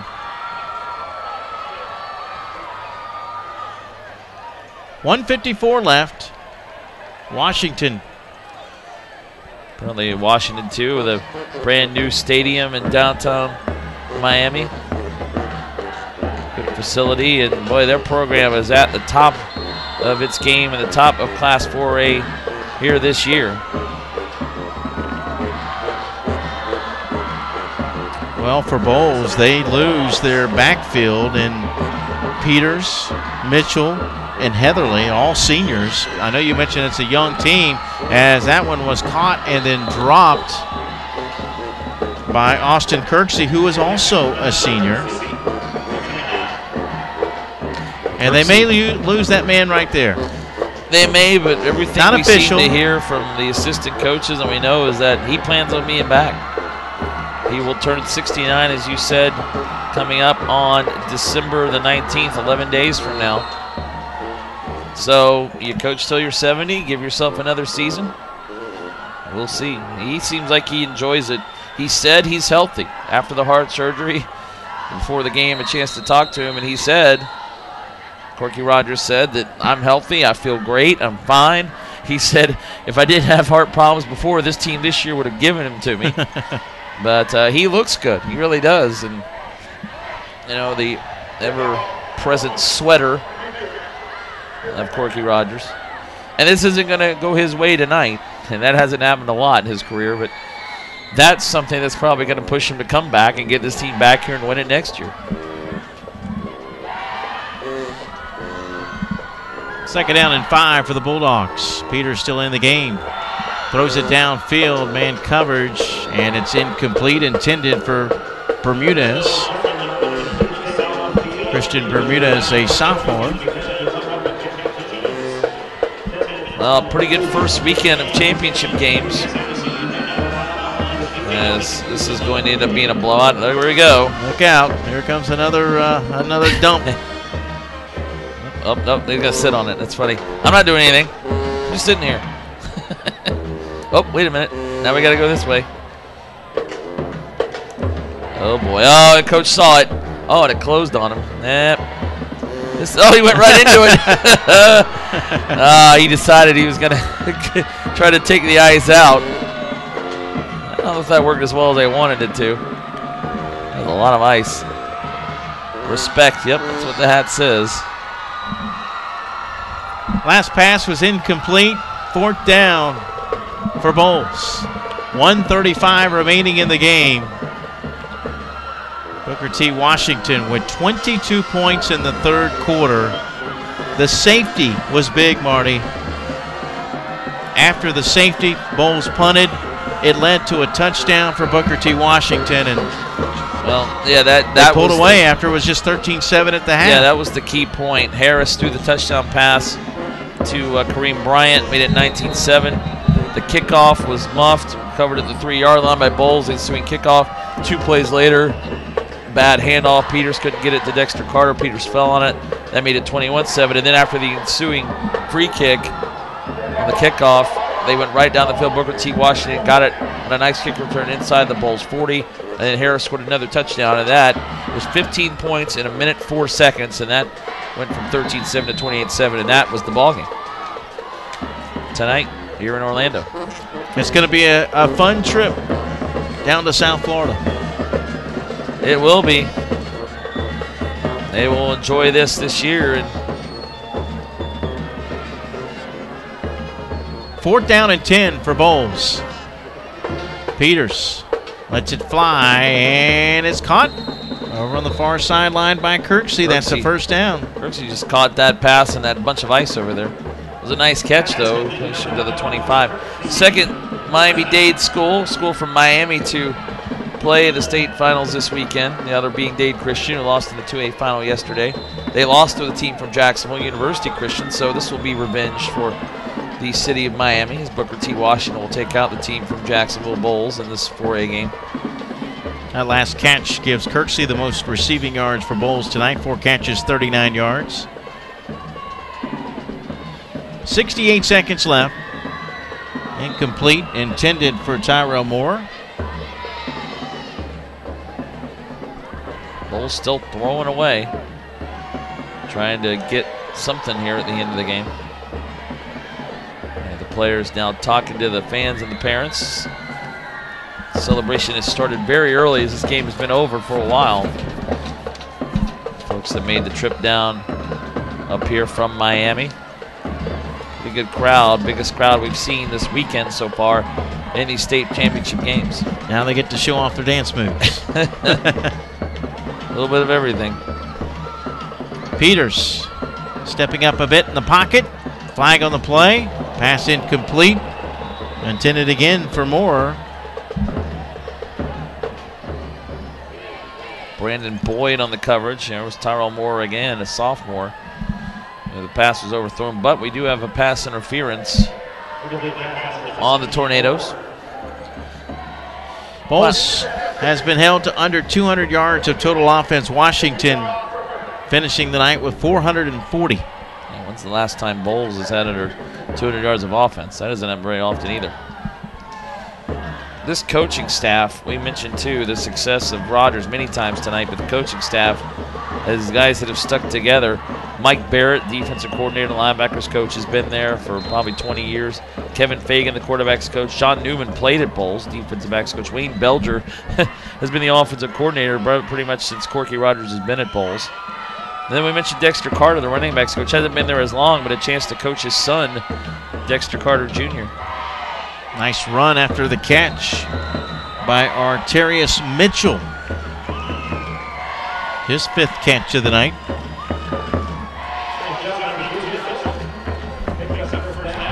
Final minute, final 46 seconds of play.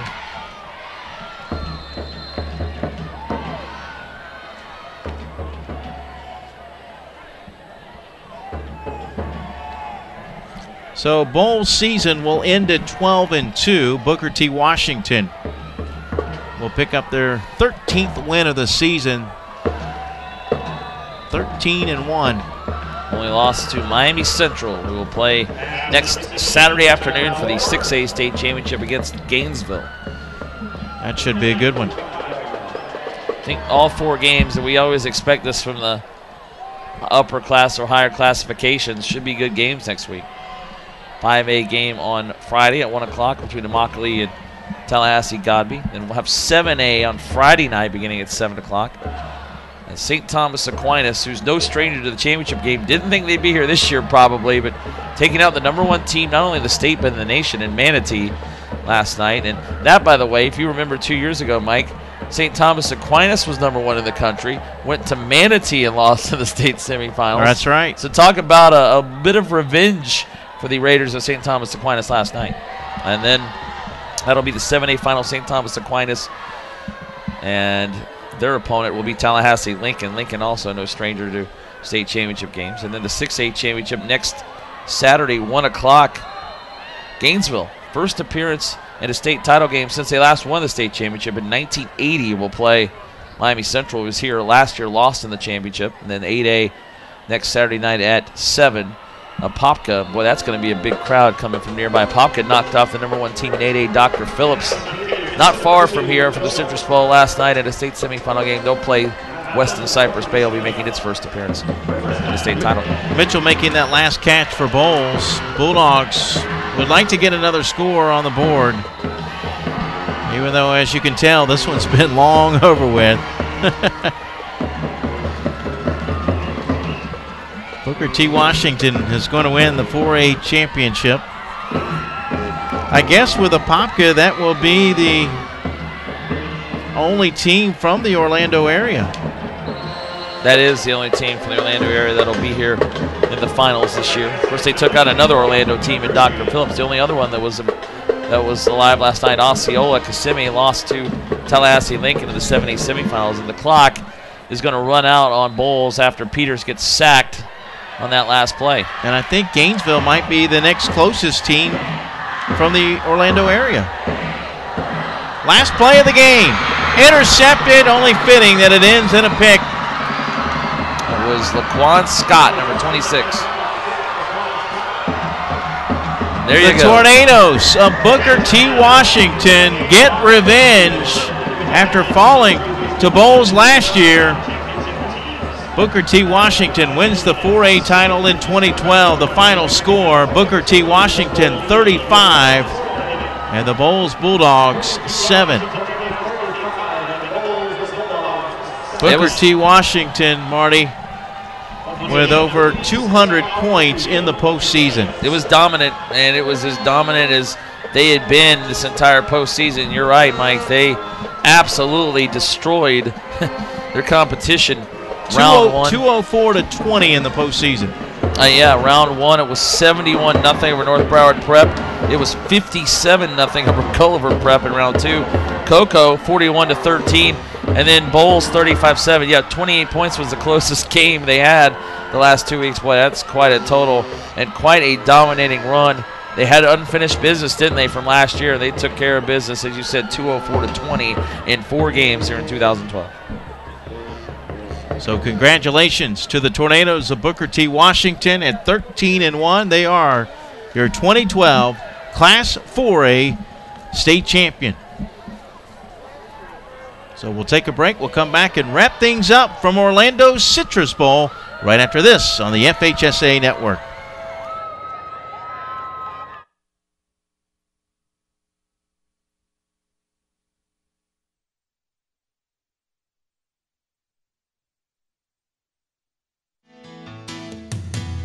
Out here away from it all, a guy can get to thinking, what makes peanuts America's most popular nut? Well, for one thing, they've got more antioxidants than broccoli, carrots, or even green tea. Why, they're a bona fide superfood with more than 30 vitamins and nutrients. And the taste, well, that's pretty hard to beat. Yes, when you really think about it, good things happen for a reason. I'm Nick Marshall, and I'm a Florida peanut farmer. I dig peanuts, so you can dig them too.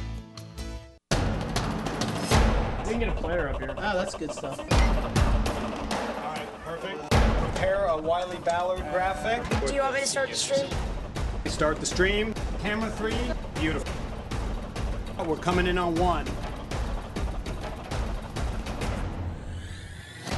For more information on how your school can join the Play On School broadcast program, go to playonsports.com/SBP.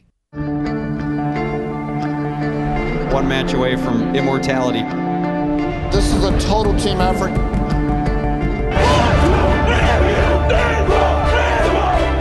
gonna come at you. One shot at this.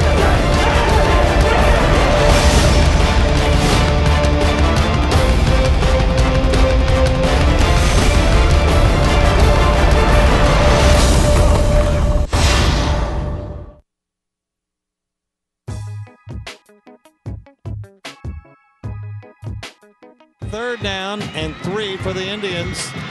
Oh, the ball came loose. Tiger's going to pick it up. Look at that. Took it back and scored. Whoa! That's unbelievable.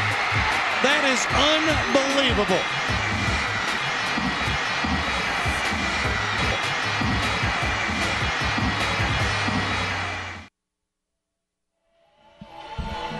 Treon Harris leads the Miami Washington football team to the Class 4A state title. Harris with 72 yards rushing tonight on 12 carries, 3 touchdowns, but he was also 11 of 19 through the air, 245 yards, including the first touchdown of the night, Marty, an 87-yard touchdown pass to Deltron Hopkins. Yeah, that got things going. That was the only score of the first quarter, and the first play of the drive, pass over the middle, about 30 yards. Hopkins took it down the sideline and went 87 yards for the touchdown and got things going for Booker T. Washington. They had a 13-0 lead. It was 13-7 at the half, but the third quarter really turned things in favor of the Tornadoes as they outscored Bolles 22-0 to take a 35-7 lead into the fourth quarter. That was the final. Again, I want to remind you, folks, that the FHSAA football finals here on the FHSAA Network, presented by the Florida Peanut Growers. Peanuts, energy for the good life. Visit them online at nationalpeanutboard.org.